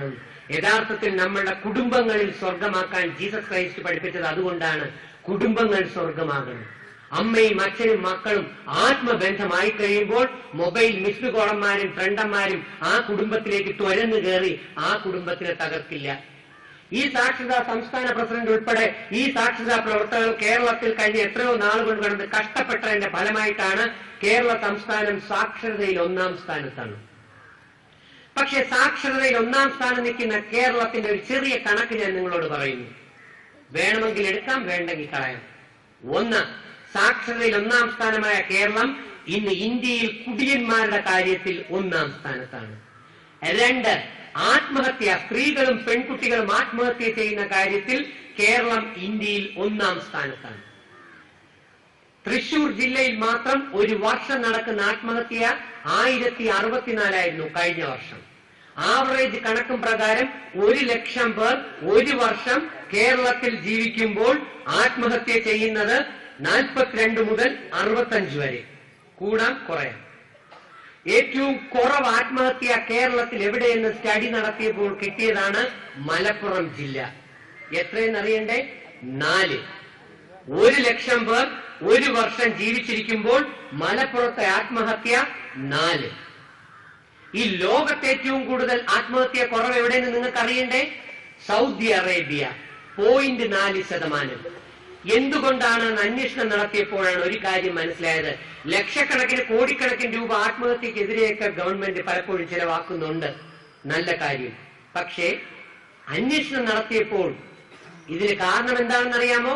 വിശുദ്ധ ഖുർആൻ പഠിപ്പിച്ചിരിക്കുന്നു, ആത്മഹത്യ ചെയ്യുന്ന വ്യക്തിക്ക് ഇഹലോകവും നഷ്ടപ്പെട്ടു പരലോകവും നഷ്ടപ്പെട്ടു എന്ന് ചെറുതിലെ പഠിച്ചു മനസ്സിലാക്കുന്നു. പോയി അന്വേഷിച്ചു നോക്കിക്കോളൂ, നിങ്ങൾക്ക് കാണാൻ പറ്റും ആത്മഹത്യാ റേറ്റ് കുറവ് എവിടെയാണ് എന്ന്. ഞാൻ വീണ്ടും സ്റ്റഡി ചെയ്യാൻ ശ്രമിച്ചതിൽ ഹിന്ദു സഹോദരങ്ങളിൽ പരാജയം കുറവുള്ളതും വിജയങ്ങൾ കൂടുതലുള്ളതുമായ ഒരു കമ്മ്യൂണിറ്റിയെ എനിക്ക് മനസ്സിലാക്കാൻ കഴിഞ്ഞു. ആരാന്നറിയണ്ടേ? ബ്രാഹ്മിൻസ്. പരാജയങ്ങൾ കുറവാണ്. എന്തുകൊണ്ടെന്ന് ഞാൻ സ്റ്റഡി ചെയ്തപ്പോൾ എനിക്ക് മനസ്സിലാക്കാൻ കഴിഞ്ഞതാണ്, ആ വീടുകളിൽ മക്കൾ മാതാപിതാക്കളെ ദൈവത്തിനെ പോലെ കാണുന്നു. അവിടെ കള്ളം കുറവാണ്, സത്യം കൂടുതലാണ്. അവർക്ക് എല്ലാ ഐശ്വര്യങ്ങളും പടച്ചവൻ കൊടുക്കുന്നു, സ്രഷ്ടാവ് കൊടുക്കുന്നു. സത്യം മാത്രമാണ് നമ്മുടെ വിജയത്തിന്റെ അടിത്തറ. അപ്പൊ ഭാരതത്തിന്റെ സംസ്കാരം എന്ത്? ഭാരതത്തിന് പഞ്ചസ്തംഭങ്ങളുണ്ട്. ഇസ്ലാം സമുദായത്തിൽ പറയുന്നത് പോലെ പഞ്ചസ്തംഭങ്ങൾ. ഭഗവത്ഗീത എനിക്ക് പറയാൻ അറിയാം, പക്ഷെ കൂടുതൽ പറഞ്ഞാലും ഭഗവത്ഗീതയിൽ പലർക്കും പെട്ടെന്ന് കയറില്ല. അത് കയറണമെങ്കിൽ ഒരല്പം ആത്മജ്ഞാനം ഓൾറെഡി ഉണ്ടായിരിക്കണം, അല്ലെങ്കിൽ ബോറടിക്കും. അതുകൊണ്ടാണ് ഞാൻ ബൈബിളും ഖുർആനും കുറച്ച് കൂടുതൽ പറയുന്നത്. ഞാനൊരു ബയോളജി അധ്യാപകനാണ്. സയൻസിൽ നിന്ന് സ്പിരിച്വാലിറ്റി വന്നതുകൊണ്ടും ഈ കാര്യങ്ങൾ ഇങ്ങനെ കണ്ടതും കൊണ്ടാണ് ഈ പ്രകാശ് സാർ ഉൾപ്പെടെയുള്ള ഒരു ടീം ഈ വിദ്യാഭ്യാസ വകുപ്പ് ഈ ചുക്കാൻ എന്റെ കയ്യിലേക്ക് തന്നത്. എന്റെ കഴിവല്ല, ദൈവത്തിന്റെ അനുഗ്രഹം. അപ്പൊ കേരളമല്ല ഭാരതം. കേരളത്തിനൊരു തനിമയുണ്ട്. മഹാബലി ഭരിച്ചതെന്ന് ഞാൻ പറഞ്ഞു. ഭാരതത്തിന് പഞ്ചസ്തംഭങ്ങളുണ്ട്. ഈ ഭാരതത്തിന്റെ പഞ്ചസ്തംഭം എന്താണെന്ന് നാളെ IAS, IPS, IFS ഒക്കെ എടുക്കാൻ പോണമെന്നുണ്ടെങ്കിൽ പഠിക്കണം, ജനറലി പഠിക്കണം. ഒന്നാമത്തെ സ്തംഭമാണ് സത്യം വദ. സത്യമേ പറയാവൂ. തല പോയാലും കള്ളം പറയാൻ പാടില്ല. അതാണ് ഭാരതത്തിന്റെ സംസ്കാരം. ലോകത്തിൽ 49 സംസ്കാരങ്ങളുണ്ടായിരുന്നു. 48 അമേരിക്കയും യൂറോപ്പിന്റെയും അതിവിദഗ്ധമായ തന്ത്രത്തിലൂടെ തകർത്തു. അമേരിക്കയും യൂറോപ്പിനെയും ഫോളോ ചെയ്യേണ്ടെന്ന് ഞാൻ പറയില്ല കേട്ടോ. അവരുടെ നാസയും അവരുടെ നല്ലതും അവരുടെ ഐഡിയയും സയന്റിഫിക് ഒക്കെ നമ്മൾ ഫോളോ ചെയ്യണം. പക്ഷേ നമ്മൾ അവരെ ഫോളോ ചെയ്യാൻ പറഞ്ഞപ്പോൾ നമ്മുടെ മക്കൾ അവരുടെ തുണിയില്ലായ്മയും വൃത്തികേടും ഫോളോ ചെയ്യാൻ തുടങ്ങി. അത്രേ ഉള്ളൂ. അപ്പൊ രണ്ടാമത്തതാണ്, അപ്പൊ സത്യം പറയണം. സത്യം വദ. സത്യം മാത്രമേ പറയാവൂ. ആരോട്? സ്വന്തം പെറ്റ അമ്മയോടും അച്ഛനോടും, ഗുരുക്കന്മാരോടും. മറക്കരുത്. അത് കണ്ടു വളരണം. കുടുംബത്തിൽ ഭർത്താവിന് ഭാര്യയും ഭാര്യയ്ക്ക് ഭർത്താവുമായിരിക്കണം. കല്യാണം കഴിച്ചാൽ വലുത്. കൂടെ അമ്മയെയും അച്ഛനെയും രണ്ടുപേരുടെയും പൊന്നുപോലെ നോക്കണം. അതുകൊണ്ടാ ബൈബിൾ പറഞ്ഞിരിക്കുന്നത് ആരുടെയും ശാപം വാങ്ങിക്കാനിരിക്കരുത് എന്ന്. ഭാരതത്തിന്റെ രണ്ടാമത്തെ സ്തംഭമാണ് ധർമ്മം ചര. ധർമ്മം. എന്തു ചെയ്യുന്നതും ധർമ്മത്തിലൂടെ ആകാവൂ. നിങ്ങൾ പലർക്കും അറിയാം ഇന്നത്തെ പ്രേമങ്ങൾ. ആൺകുട്ടികളിൽ ഒരു പിടിപ്പേർ ഒരു പെൺകുട്ടിയെ പ്രേമിക്കുന്നു എന്ന് പറഞ്ഞ് വിശ്വസിപ്പിക്കുക, ആ പാവം പെൺകുട്ടിയെ വളച്ചോണ്ട് പോവുക, അതിനെ മൊബൈൽ ഫോണിൽ എടുക്കുക, എന്നിട്ട് കൂട്ടുകാരന്മാരെ കൂടെ കാണിപ്പിച്ചും പ്രവർത്തിപ്പിച്ചും ആ പെൺകുട്ടിയെ തകർക്കുക. ഇതാണോ ധർമ്മം? അപ്പം മലപ്പുറത്തൊരുത്തൻ എന്നോട് ചോദിച്ചു, പ്രണയം ദിവ്യമല്ലേ, പ്രണയം നല്ലതല്ലേ എന്ന്. ഞാൻ നേരത്തെ പറഞ്ഞു നിർത്തിയത്. ഞാൻ പറഞ്ഞു, അതേ മോനെ, പ്രണയം നല്ലതാണ്. പ്രണയത്തിന്റെ ഇംഗ്ലീഷ് വാക്കെന്താ? ലവ്. ലവ് ചെയ്യണം. ആദ്യം ഐ ലവ് മൈ മദർ. എന്റെ അമ്മയെ പ്രണയിക്കണം. I love my mother. അല്ലാതെ ലൈക്ക് മൈ മദർ അല്ല. I love my mother. അമ്മയ്ക്ക് വേണ്ടി മരിക്കുന്നവൻ. നിങ്ങൾക്ക് ആൺകുട്ടികൾ ഫ്രണ്ട്സ് ഉണ്ടാകാം. ഇപ്പൊ തന്നെ ആൺകുട്ടികളും പെൺകുട്ടികളും സത്യം പറയുന്നത് ഇവിടെ കാണാൻ കഴിഞ്ഞില്ല. അപ്പൊ ഫ്രണ്ട്സ് എങ്ങനെയെന്ന് ഊഹിക്കാം. നിങ്ങൾക്ക് ആൺകുട്ടികൾ ഉണ്ടാകാം, ആൺ ഫ്രണ്ട്സ് ഉണ്ടാകാം. ഞാൻ കുറ്റം പറയില്ല. പക്ഷെ ഞാൻ നിങ്ങളോട് ഒരു സൂത്രം പറഞ്ഞു തരാം. ഏതെങ്കിലും ഒരു ആൺകുട്ടിയായ ബോയ് ഫ്രണ്ട് നിന്നോട് പറയുകയാണ്, എനിക്ക് എന്റെ അമ്മയാണ് പ്രധാനം, അമ്മ കഴിഞ്ഞേ ആരും ഉള്ളൂ, അമ്മയുടെ രോഗം ഇന്ന് ആശുപത്രി കൊണ്ടുപോകണം, അത് കഴിഞ്ഞേ ഞാൻ വരൂ എന്ന് പറഞ്ഞ് അമ്മയെ മരിച്ച് സ്നേഹിക്കുന്ന ഒരു ആൺകുട്ടി നിന്റെ ഫ്രണ്ടായിട്ടുണ്ടെങ്കിൽ ഞാൻ ഉറപ്പിച്ചു പറയുന്നു, അവൻ ആ പെൺകുട്ടിയെ പീഡിപ്പിക്കില്ല. അമ്മയെ അറിയാം എന്നുള്ള ആൺകുട്ടി, അമ്മയെ അറിയാം, അമ്മയ്ക്ക് വേണ്ടി ജീവിക്കുന്ന ആൺകുട്ടി, അവന് സ്വന്തം അമ്മയുടെ വില അറിയാം, സ്ത്രീയുടെ വില അറിയാം, സഹോദരിയുടെ വില അറിയാം, കൂടെ പഠിക്കുന്ന പെൺകുട്ടിയുടെ വില അറിയാം, സഹോദരിയുടെ വില അറിയാം, കൂടെ പഠിക്കുന്ന പെൺകുട്ടിയുടെ വില അറിയാം. പക്ഷെ അതല്ലാതെ അമ്മയെ സ്നേഹിക്കാത്ത ഒരുത്തനാണ് നിന്റെ ബോയ് ഫ്രണ്ട് എങ്കിൽ നിന്നെ ഉപയോഗിച്ചതിന് ശേഷം അവൻ വേറെ പോയിരിക്കും. അതുപോലെ തന്നെ ഞാൻ ആൺകുട്ടികൾക്കും പറയുന്നു, പെൺകുട്ടികൾ എന്ന് പറയുന്ന വ്യക്തികൾ നിന്റെ ഫ്രണ്ട്സ് ഉണ്ടെങ്കിൽ, എന്റെ അമ്മയെ എനിക്ക് ഏറ്റവും കൂടുതൽ ഇഷ്ടം, അച്ഛനെയാണ് സ്നേഹം, അങ്ങനെ മാതാപിതാക്കളെ മരിച്ച് സ്നേഹിക്കുന്ന ഒരു പെൺകുട്ടിയാണ് നിന്റെ ഫ്രണ്ടെങ്കിൽ ഞാൻ പറയും ഉറപ്പായും അവൾ നിനക്ക് നന്മ മാത്രമേ ചെയ്യൂ, പഠനത്തിൽ ഉയരാൻ അവൾ സഹായിക്കും ആ ഫ്രണ്ട്. അല്ലാത്ത പെണ്ണിനെ നീ വിശ്വസിച്ചാൽ, നിങ്ങൾ ഒരു സെക്കൻഡ് ആലോചിച്ച് നോക്കിയേ, നിരന്തരം നീ ഇങ്ങനെ കള്ളത്തരം പറഞ്ഞ് ശീലിച്ച് ഒരു 5 വർഷം കഴിഞ്ഞ് നിന്റെ ആ കള്ളത്തരത്തിന്റെ ജീൻ ആക്ടിവേറ്റ് ചെയ്ത് കഴിഞ്ഞാൽ നിന്നെ കല്യാണം കഴിപ്പിച്ച് വിടുമ്പോ ഇല്ലാത്ത പൈസ കടം വാങ്ങിച്ച് ഈ പാവം അച്ഛനും അമ്മയും ഈ പെൺകുട്ടികളെ കല്യാണം കഴിപ്പിച്ച് വിടുമ്പോൾ അവിടെ ചെന്ന് ഭർത്താവിനോട് പറയുന്നതും പലപ്പോഴും കള്ളമായിരിക്കും മക്കളെ. അറിയാതെ വായിൽ നിന്ന് വീഴുന്നതാണ്. കാരണം ഡോമിനേറ്റഡ് ആക്ടിവേറ്റഡ് ജീൻ കള്ളത്തരത്തിൻ്റെതാണ്. ബയോളജി സുവോളജി ടീച്ചറിനോട് കൂടുതൽ ചോദിക്കുക, അപ്പം മനസ്സിലാക്കാൻ പറ്റും. അപ്പൊ ധർമ്മം ചര മൂന്നാമത്തെ ഭാരത സംസ്കാരമാണ്, ഭാരതത്തിന്റെ സ്തംഭമാണ്. മാതൃദേവോ ഭവ, അമ്മ ദൈവത്തിന് തുല്യാണ്. അല്ലാതെ ദൈവം തമ്പുരാൻ ആ കായംകുളം ബസ് സ്റ്റാൻഡിൽ വന്ന് ബസ് ഇറങ്ങിയിട്ട് ഓട്ടോ പിടിച്ച് നിന്റെ വീട്ടിൽ വന്നിട്ട് എണീരെ പല്ല് തേക്ക് ഫിസിക്സ് പഠിക്കുക കെമിസ്ട്രി പഠിക്കുന്നതൊന്നും ദൈവം പറയില്ല മക്കളെ. അതിനു പകരം ദൈവം നമുക്ക് തന്നിരിക്കുന്നതാണ് ബുദ്ധി. അതാണ് വിശുദ്ധ ഖുർആനിൽ 10-ാം സൂറത്ത് 100-ാം സൂക്തം. അതെങ്കിലും പോയി വായിക്കണം. 10-ൽ 100. ഞാൻ ബുദ്ധി നിനക്ക് തന്നിട്ടും ആ ബുദ്ധി വേണ്ട രീതിയിൽ ഉപയോഗിക്കാത്ത നിന്നെ ഞാൻ അശുദ്ധനാക്കുന്നു. നമ്മൾ അശുദ്ധരായാൽ പിന്നെ ഉണ്ടാകുന്ന മക്കളും അതുപോലെ ഇരിക്കും. ശ്രദ്ധിക്കണം, അകത്ത് വിശുദ്ധി ഉണ്ടാകണം. ഒരു പെൺകുട്ടിക്ക് വേണ്ടത് അകത്ത് വിശുദ്ധി. ഞാൻ ഉൾപ്പെടുന്ന ഈ ആൺവർഗത്തിന് 10 മിനിറ്റ് മാത്രം മതി മക്കളെ ബീജമെന്ന സ്പേം നിന്റെ ഗർഭപാത്രത്തിലേക്ക് അയക്കാൻ. പക്ഷേ ഏറ്റവും വിശുദ്ധമായ ഗർഭപാത്രവും ഏറ്റവും വിശുദ്ധമായ ശരീരവും അകം മുഴുവൻ നന്മ നിറഞ്ഞില്ല എങ്കിൽ നിനക്കൊരിക്കലും ഒരു മാതാവാകാൻ കഴിയില്ല. നല്ല മാതാവാകുന്ന പെൺകുട്ടിയിൽ മാത്രമേ സ്രഷ്ടാവ് ഏറ്റവും നല്ല മക്കളെ തരൂ. ഇല്ലെങ്കിൽ ആ മക്കളെ ഓർത്ത് നീ ദുരിതം വരും. എങ്ങനെയെന്ന് അറിയണ്ടേ? 20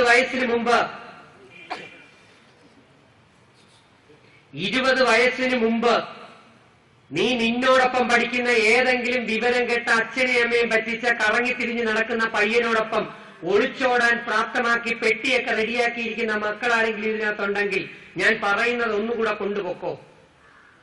ഒളിച്ചോടണ്ടെന്ന് ഞാൻ പറയില്ല, ശ്രദ്ധിക്കണം. നോ എന്ന് പറഞ്ഞാൽ നിങ്ങൾ അത് ചെയ്യും. അതുകൊണ്ടാണ് ഞങ്ങൾ ഈ മെത്തേഡ് ചെയ്യുന്നത്. നീ ഒന്ന് ശ്രദ്ധിച്ചോ, നീ ആരോടാ ഒളിച്ചോടുന്നത്? അച്ഛനെയും അമ്മയും പറ്റിച്ച് ഒരക്ഷരം പഠിക്കാത്ത ഒരു വിവരവുമില്ലാത്ത ഒരു പയ്യനോടൊപ്പം നീ ഒളിച്ചോടുമ്പോൾ നിനക്ക് ദൈവം 100 വയസ്സുവരെ ജീവിക്കാൻ ആയുസ് തന്നിട്ടുണ്ടെങ്കിൽ ഈ 18ാമത്തെ വയസ്സിൽ നീ ഒളിച്ചോടി കഴിയുമ്പോ 20 വയസ്സിനകത്ത് ചിലപ്പോൾ നിനക്ക് ഒരു കുട്ടി 2 കുട്ടി അവന്റേത് കിട്ടി എന്ന് വരാം. അടുത്ത 100 വർഷക്കാലം നീ ജീവിക്കുമ്പോൾ ബാക്കിയുള്ള 80 വർഷക്കാലവും ഈ കാഫിറിനെ കൊണ്ട് ഈ ഹറാം പറഞ്ഞതിനെ കൊണ്ട് നിന്റെ ജീവിതം ഭ്രാന്താലയമായി മാറും. മറക്കണ്ട. അതുകൊണ്ട് ഒരു കുട്ടി വീട്ടിൽ കഞ്ഞി കുടിക്കാൻ നിവൃത്തിയുണ്ടെങ്കിൽ MSc MPhil PhDയും 24-25 വയസ്സ് വരെ നന്നായി പഠിച്ചിരിക്കണം. അങ്ങനെ ഏറ്റവും കൂടുതൽ പഠിച്ചിട്ടേ ഒരു കുടുംബജീവിതത്തിലേക്ക് കയറാവൂ. അപ്പൊ നല്ല ജ്ഞാനമുള്ള മക്കളുണ്ടാകും. അപ്പൊ മാതൃദേവോ ഭവ, അമ്മ ദൈവത്തിന് തുല്യാണ്. 4 പിതൃദേവോ ഭവ, അച്ഛൻ ദൈവത്തിന് തുല്യനാണ്. ആ കഷ്ടപ്പെട്ട ഒരു കുടുംബം മുഴുവൻ ഉദ്ധരിക്കാൻ ശ്രമിക്കുന്ന പാവപ്പെട്ട അച്ഛനുണ്ടല്ലോ, നീ പറ്റിച്ചുകൊണ്ടിരിക്കുന്ന അച്ഛൻ, ഇന്ന് പോയി കെട്ടിപ്പിടിച്ച് അദ്ദേഹത്തിന്റെ കാലിൽ വീണ് മാപ്പ് ചോദിക്കണം. പൊറുക്കുന്നവനാണ് സ്രഷ്ടാവ്, പക്ഷെ നീ മാപ്പ് ചോദിക്കേണ്ടി വരും ആ വാപ്പയോട്. അപ്പൊ അച്ഛൻ ദൈവത്തിന് തുല്യനാണ്.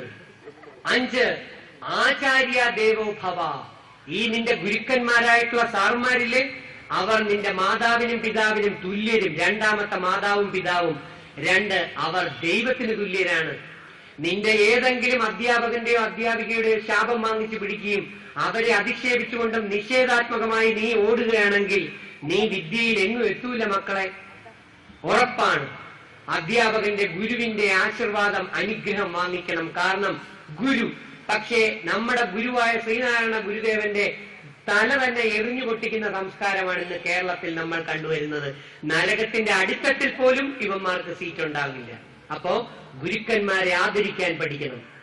അങ്ങനെ ഈ പഞ്ചസ്തംഭങ്ങൾ നിങ്ങൾ നിങ്ങളുടെ വീട്ടിലെ മക്കളെ പഠിപ്പിച്ചാൽ എല്ലാ വസ്തുക്കളും ഇരുന്നോട്ടെ, കൂടെ നിങ്ങൾ വിശ്വസിക്കുന്ന വേദഗ്രന്ഥങ്ങളും ഡെയിലി ശക്തമായി മക്കളെ വായിച്ചു പഠിപ്പിച്ചാൽ അവരുടെ ശരീരത്തിനെ നിയന്ത്രിക്കാൻ അവർക്ക് തന്നെ കഴിയും. അങ്ങനെ അവനവനെ നിയന്ത്രിക്കണം. അതാണ് ഭഗവത്ഗീത പറഞ്ഞത്, അവനവനെ വിജയിപ്പിക്കണം. ഒരു അധ്യാപകനായ ഗുരുവിന് 1/4 നോളജ് മാത്രമേ കുട്ടിക്ക് പഠിപ്പിച്ചു കൊടുക്കാൻ പറ്റൂ. അടുത്ത 1/4 നോളജ് ക്ലാസ്സുകളിൽ, സ്കൂളുകളിൽ, വിദ്യാലയങ്ങളിൽ നിന്ന് പഠിക്കണം. അടുത്ത കാൽഭാഗം ലൈബ്രറികളിൽ നിന്ന് പഠിക്കണം. അടുത്ത ആ കാൽഭാഗം ജീവിത അനുഭവങ്ങളിലൂടെ പഠിക്കണം. അങ്ങനെ ഒരുത്തൻ സമ്പൂർണ്ണാകൂ. എന്നാൽ സത്യം പ്രത്യക്ഷമായി അനുഭവിച്ചറിഞ്ഞ ഒരു ഗുരുവിൽ നിന്നൊന്ന് കിട്ടിയാൽ പിന്നെ അറിയാനായി ഒന്നുമില്ല എന്ന് മറക്കണ്ട മക്കളെ. ഞങ്ങൾ ഇന്നലെ വരെ അറിഞ്ഞ കാര്യങ്ങളാണ് നിങ്ങളോട് ഷെയർ ചെയ്യുന്നത്. വേണമെങ്കിൽ എടുക്കാം, വേണ്ടെങ്കിൽ ഇവിടെ തന്നെ കളഞ്ഞിട്ട് പോകാം. അപ്പോ ആ ആത്മജ്ഞാനം വളർത്താൻ ഒന്ന് പരിശ്രമിക്കണം.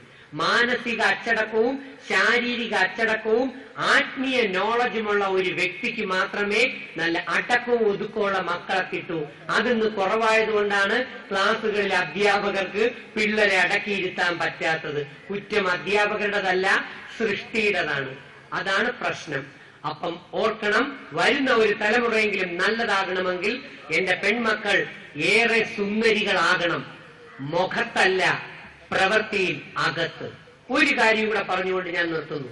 ഞാൻ നേരത്തെ തന്നെ നിർത്തിയേനെ. അവിടെ നിന്ന് ഇവിടം വരെ ബിന്ദു ടീച്ചർ എന്നോട് പറഞ്ഞുകൊണ്ടേയിരുന്നു, സാറേ കുറയ്ക്കല്ലേ സാറേ, കുറയ്ക്കല്ലേ സാറേ. 2 ഗ്ലാസ് വെള്ളവും കൂടെ കൊണ്ടുവിടെ വെച്ചു. കുറയ്ക്കല്ലേ സാറേ. ഞാൻ 2 മിനിറ്റ് കൊണ്ട് കുറയ്ക്കും. അടുത്ത് കരുനാഗപ്പള്ളിയിൽ സ്കൂളിൽ കാത്തിരിക്കുകയാണ്. ഞാൻ നിർത്തുകയാണ്. നമുക്ക് മറ്റൊരവസരത്തിൽ ഒരു 4 മണിക്കൂർ റിയാലിറ്റി ഷോ കാണാം. മൊബൈൽ ഫോൺ നിരന്തരമായി ഉപയോഗിക്കുന്ന എന്റെ കുഞ്ഞുമക്കളെ, നീ ഓർത്തോളൂ, നിനക്ക് ഭാവിയിൽ മക്കളുണ്ടാകില്ല. അതുകൂടെ പറഞ്ഞുകൊണ്ട് നിർത്തുന്നു. കേൾക്കണോ വേണ്ടേ? കേൾക്കണോ വേണ്ടേ? കേൾക്കാൻ വയ്യ എനിക്ക്. കേൾക്കണോ വേണ്ടേ? കേട്ടോളൂ. 2 കാര്യം ചേർത്ത് പറയാൻ പോകുന്നു. 2 കാര്യങ്ങൾ. മൊബൈൽ ഫോൺ നിരന്തരമായി ഉപയോഗിക്കുന്ന മക്കളെ നിങ്ങൾക്ക് മക്കളുണ്ടാകില്ല. മാതാപിതാക്കൾ മൊബൈൽ വാങ്ങിച്ചു കൊടുത്ത് കളിപ്പിക്കുമ്പോൾ ശ്രദ്ധിച്ചോളൂ ഇനി ഞാൻ പറയുന്നത്. 2, ജീൻസ് പാൻസ് ഇട്ടുകൊണ്ട് നടക്കുന്ന പെൺകുട്ടികളും ഉണ്ടെങ്കിലും ആൺകുട്ടികളുണ്ടെങ്കിലും അത് വാങ്ങിച്ചു കൊടുത്തിട്ടുള്ളവരും ഓർത്തോളൂ, നിങ്ങൾക്ക് മക്കളുണ്ടാകാനുള്ള ആണ്. അല്ലെങ്കിൽ 3 മുതൽ 5 ലക്ഷം രൂപ ഉപയോഗിക്കേണ്ടി വരും. മോനെ കഴിഞ്ഞിട്ട് കൊടുക്കാമേ. U wait. ശ്രദ്ധിക്കൂ, ഇവിടെ ശ്രദ്ധിക്കൂ, ശ്രദ്ധയോടെ കേൾക്കൂ. 2 കാര്യം. നിന്റെ ജീൻസ് നിനക്ക് പണി തരും, നിന്റെ മൊബൈൽ നിനക്ക് പണി തരും. 1, ഞാനിപ്പം യൂറോപ്പിൽ പോയപ്പോ, ആൽപ്സിലേക്ക് അവരൊക്കെ കൊണ്ടുപോയപ്പോ ഞാനും ജീൻസാണ് ഇട്ടത്. ഞാൻ അല്ലെങ്കിൽ ഒറ്റ മുണ്ടാ കൊടുക്കുക. കാരണം മുണ്ടെടുത്താൽ ഞാൻ ഐസ് കെട്ടായി പോകും. അപ്പൊ യൂറോപ്യൻ സംസ്കാരത്തിന് തണുപ്പുള്ള രാജ്യങ്ങളിൽ ഇടാൻ വേണ്ടിയാണ് ജീൻസ് കണ്ടെത്തിയത്. ആണല്ലോ. ഇന്ത്യ എന്ന് പറയുന്ന രാജ്യം, കേരളം ചൂട് കൂടിയ രാജ്യമാണ്. ഇത്രയും മനസ്സിലായല്ലോ. ഇനി ഞാൻ ഔട്ട്ലൈനെ പറയും, കൂടുതൽ ബയോളജി ടീച്ചർ ഹരികുമാർ സാറിനോട് ചോദിക്കാം. 2, എന്തിനാണ് പടച്ചതമ്പുരാനായ സ്രഷ്ടാവ് പുരുഷന്മാരെ സംബന്ധിച്ച് ആൺകുട്ടിയുടെ സെക്സ് ഓർഗനായ, എന്താ ആൺകുട്ടിയുടെ സെക്സ് ഓർഗന്റെ പേര്? ടെസ്റ്റിസ്. ഈ ടെസ്റ്റിസ് എന്ന് പറയുന്നത് സ്ക്രോട്ടൽ സാക്സിലിട്ട് ലോവർ അബ്ഡമന്റെ വെളിയിൽ താഴെ ശരീരത്തിന് പുറത്തേക്ക് ഇട്ടേക്കുന്നത് എന്തിനാ? എനിബഡി? +2 മിടുക്കി. ടെമ്പറേച്ചർ. നിനക്ക് ഡോക്ടർ ആവാനുള്ള കഴിവുണ്ട്, പക്ഷെ അമ്മയുടെയും അച്ഛന്റെയും ഗുരുക്കന്മാരുടെയും ആശീർവാദം കൂടെ വേണം.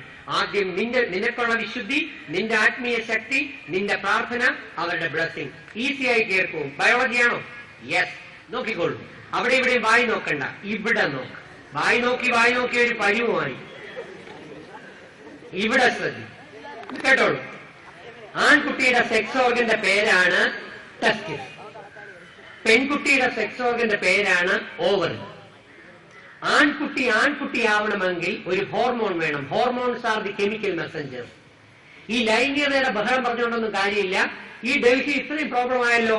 എന്റെ നേതാക്കന്മാർക്കറിയാം. ഇന്നത്തെ പത്രത്തിൽ മംഗളത്തിലുണ്ട്, ഡൽഹിയിൽ 23 വയസ്സുള്ള പെൺകുട്ടിയെ കേബിൾ ടിവിയുടെ പിരിവിന് ചെന്ന പയ്യൻ ആരുമില്ലാന്ന് കണ്ട് പീഡിപ്പിക്കാൻ ശ്രമിച്ചു. അവൾ ബഹളം വെച്ചപ്പോ അവിടെ കിടന്ന കമ്പി എടുത്ത് അവളെ വാക്കിയകത്ത് കുത്തിറക്കി. ഡൈജസ്റ്റീവ് സിസ്റ്റം, തൊണ്ടയിൽ പാരിങ്സ് പൊട്ടിപ്പോയി. അവളെ ICUയിൽ അഡ്മിറ്റ് ചെയ്തിരിക്കുന്നു എന്ന്. ഇത് കുറയുമോ കൂടുമോ അതൊന്നും ഞാൻ പറയുന്നില്ല. ഞാൻ നിങ്ങളുടെ മക്കളെ നിയന്ത്രിക്കാനുള്ള സീക്രട്ട് പറഞ്ഞു തരുന്നു. അവനവന് സീക്രട്ട്. അത് എടുക്കണമെങ്കിൽ എടുക്കാം, ഇല്ലെങ്കിൽ പോവാം. അല്ലാതെ മറ്റുള്ളവരെയൊന്നും നിയന്ത്രിക്കാൻ നമുക്ക് കഴിയില്ല. ശ്രദ്ധിക്കും. അപ്പം ഹോർമോൺ ആയിക്കഴിഞ്ഞാൽ ആൺകുട്ടിയാകുന്ന ഹോർമോണാണ്. സ്പേമിനെ മെച്ചുറാക്കുന്ന ഹോർമോണിന്റെ പേരാണ് എന്ത്? ആൻഡ്രോജൻ. ടെസ്റ്റോസ്റ്റിറോൺ. Androgen class. പെണ്ണാകുന്ന ഹോർമോണിന്റെ പേരാണ് ഈസ്ട്രോജൻ. ഓക്കെ. പക്ഷെ ഇവിടെ ഒരു പ്രശ്നമുണ്ട്, ഒരു വളരെ പ്രധാനപ്പെട്ട പ്രശ്നം. ആൺകുട്ടിയുടെ ടെസ്റ്റിസ് ആൻഡ്രോജനായ ആണിന്റെ സ്പേം ഹോർമോൺ ഉണ്ടാക്കണമെങ്കിൽ, പെൺകുട്ടി ഓവറിയിൽ നിന്ന് ഈസ്ട്രോജൻ പ്രൊഡ്യൂസ് ചെയ്യണമെങ്കിൽ മാസ്റ്റർ ഗ്ലാൻഡ്, ആരാ മാസ്റ്റർ ഗ്ലാൻഡ്? പിറ്റ്യൂട്ടറി. ഈ രണ്ട് കണ്ണുകളുടെ മധ്യത്തായിട്ട് ഈ ഭ്രുകുടിയിൽ ചെവികളുടെ ഉള്ളിലായി അവിടെ ഇരിക്കുന്ന സോഫ്റ്റ് ടിഷ്യൂ ആയ പിറ്റ്യൂട്ടറി GnRH എന്ന ഗൊണാഡോട്രോപ്പിൻ റിലീസിംഗ് ഹോർമോൺ പ്രൊഡ്യൂസ് ചെയ്യണം. Yes or no? യെസ്. അവിടെയാണ് പ്രോബ്ലം. മൊബൈൽ ഫോൺ നിരന്തരമായി ചെവി പിടിച്ചുകൊണ്ട് നടക്കുമ്പോൾ ചൂടടിക്കാറുണ്ട് അല്ലേ? എന്താ ചൂട്? മൈക്രോവേവ്. ആ ഇലക്ട്രോമാഗ്നറ്റിക് സ്പെക്ട്രത്തിലെ മൈക്രോവേവ് എന്ന് പറയുന്ന സാധനം നിന്റെ വീട്ടിൽ കത്തുന്ന അടുപ്പിന്റെ അടുത്ത്, ചൂടുള്ള അടുപ്പിന്റെ അടുത്ത് ഒരു കപ്പ, കിഴങ്ങ്, കൊള്ളി എന്നൊക്കെ പറയുന്ന ടപ്പിയോക്ക, ട്യൂബർ കുറച്ചു നേരം വെച്ചിരുന്ന കുറെ കഴിയുമ്പോൾ എന്തുപോകും? എന്താവും? വെന്തുപോകും. Yes or no?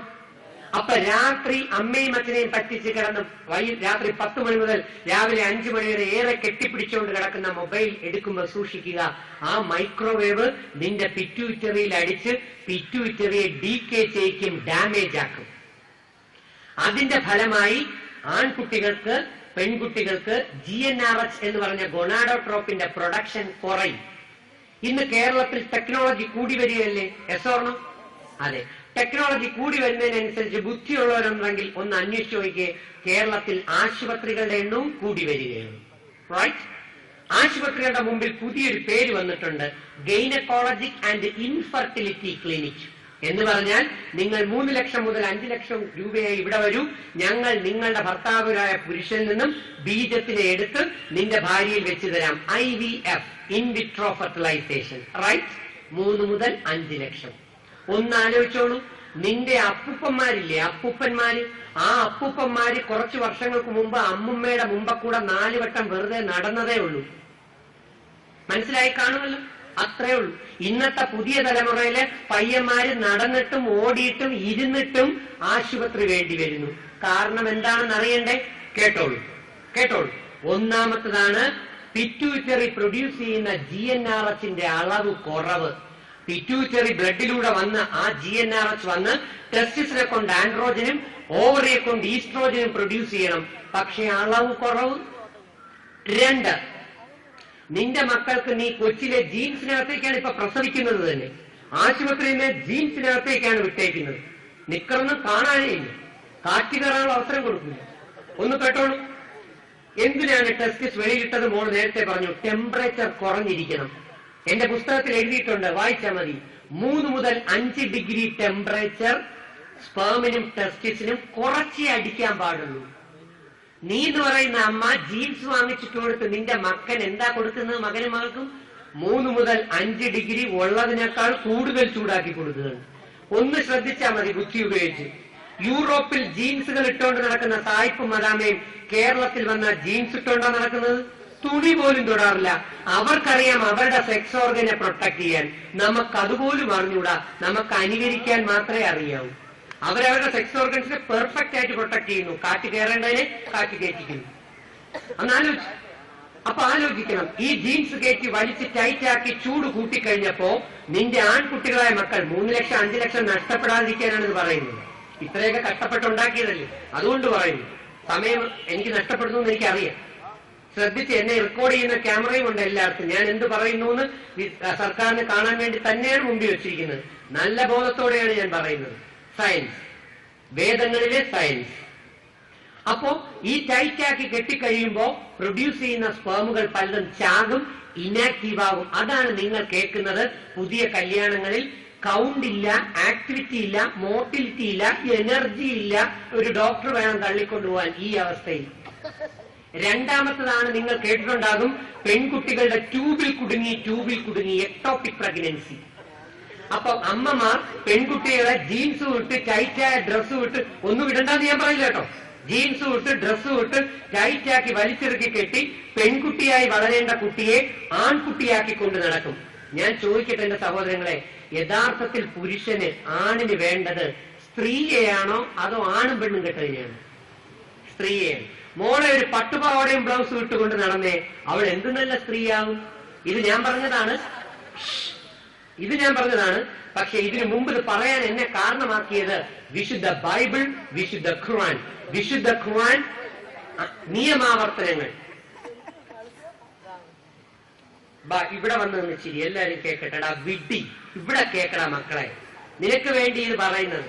ഇല്ലെങ്കിൽ അലഞ്ഞു നടക്കും തെരുവിൽ. നിന്നെ കുറിച്ചോർത്തല്ല എന്റെ വിഷമം, നിന്റെ കൂട്ടുകാരുടെ ഭാവി എന്താകുമെന്ന് ആലോചിച്ചിട്ടാണ്.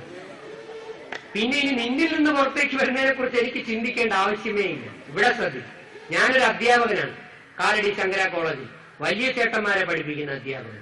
എനിക്ക് നിങ്ങൾ എന്റെ മക്കൾ മാത്രമാണ്, ഒരാൾ വഴിതെറ്റാൻ പാടില്ല. അതുകൊണ്ടാണ് ബൈബിൾ പറയുന്നത്, ശക്തമായി ശാസിക്കുന്നവൻ സമാധാനം സ്ഥാപിക്കുന്നു.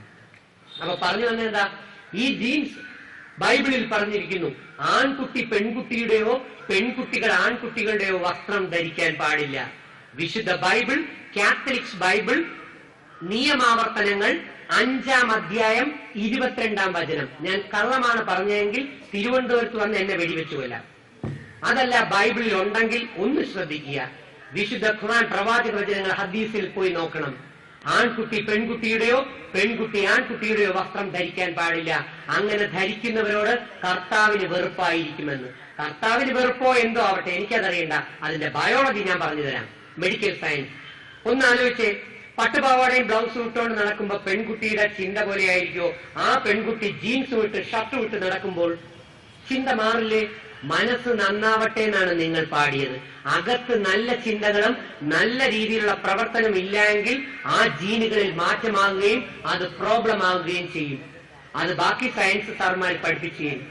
അപ്പൊ നമ്മുടെ മക്കളെ ജീൻസ് ഇടണ്ടെന്ന് ഞാൻ പറഞ്ഞില്ല. പെൺകുട്ടികളെ കല്യാണം കഴിപ്പിച്ച് 2 മക്കളായതിനു ശേഷം അവളുടെ ഭർത്താവിന്റെ കൂടെ അവൾ ജീൻസ് ഇട്ട് നടക്കുകയോ ജീൻസ് ഇടാതെ നടക്കുകയോ എങ്ങനെ പോട്ടെ, ഞാൻ നിങ്ങളോട് അപേക്ഷിക്കുന്നു, മാതാപിതാക്കൾ ജീൻസ് ഇട്ട് നടക്കൂ. കാരണം പെട്ടിയിലേക്ക് ആവാറായി പലരും. അപ്പൊ ആഗ്രഹം തീർക്കണ്ടേ, ആയിക്കൊള്ളൂ. പക്ഷെ കുഞ്ഞു മക്കൾക്ക് ദയവ് ചെയ്ത് നല്ല പട്ടുപാവാടയും ബ്ലൗസും ഒക്കെ വാങ്ങിച്ച് പെൺകുട്ടിയായി കൊണ്ട് നടക്കൂ. ചിലർ പറയുന്ന കേട്ടു, ആ പെൺകുട്ടികളെ കരാട്ടെ പഠിപ്പിക്കാൻ വിടണം, കുംഫുകം. ഒരു സെക്കൻഡ് ആലോചിക്കും. ബയോളജി കുട്ടികൾക്കറിയാം, സ്രഷ്ടാവ് സൃഷ്ടിച്ചതിൽ തന്നെ ആണാണ് പവർഫുൾ. ആണല്ലോ. ആൺകുട്ടിയുടെ മസിലും പെൺകുട്ടിയുടെ മസിലും വ്യത്യാസമാണ്. പെൺകുട്ടിയുടെ ശരീരം സോഫ്റ്റ് ആണ്. ആൺകുട്ടി ഇവിടെ നിന്ന് 4 പടി ജമ്പ് ചെയ്യുമ്പോൾ പെൺകുട്ടിയെ ജമ്പ് ചെയ്യിച്ചൂടാ. വിശുദ്ധ ഖുർആൻ പറയുന്നു, പെണ്ണ് അടങ്ങി ഒതുങ്ങി ജീവിക്കണമെന്ന്. ഞാൻ കാരണം എന്തറിയാമോ? ഈ പടി തെറ്റി അങ്ങ് വീണാൽ, അവൾ മൂടിടിച്ച് ഈ പടിയിൽ വീണാൽ അവളുടെ യൂട്രസ് ഡിസ്ലൊക്കേറ്റ് ചെയ്യും. പിന്നെ അവൾക്ക് പ്രസവിക്കാൻ കഴിയില്ല. 3 ലക്ഷം രൂപ വേണ്ടി വരും. ഓവറി ഡാമേജ് ആകും. പെൺകുട്ടിയുടെ ശരീരം പൊന്നുപോലെ കൊണ്ടു നടക്കേണ്ടതാണ്. അത് സോഫ്റ്റ് ആണ്. 2 ബയോളജിയിൽ കുഞ്ഞുണ്ട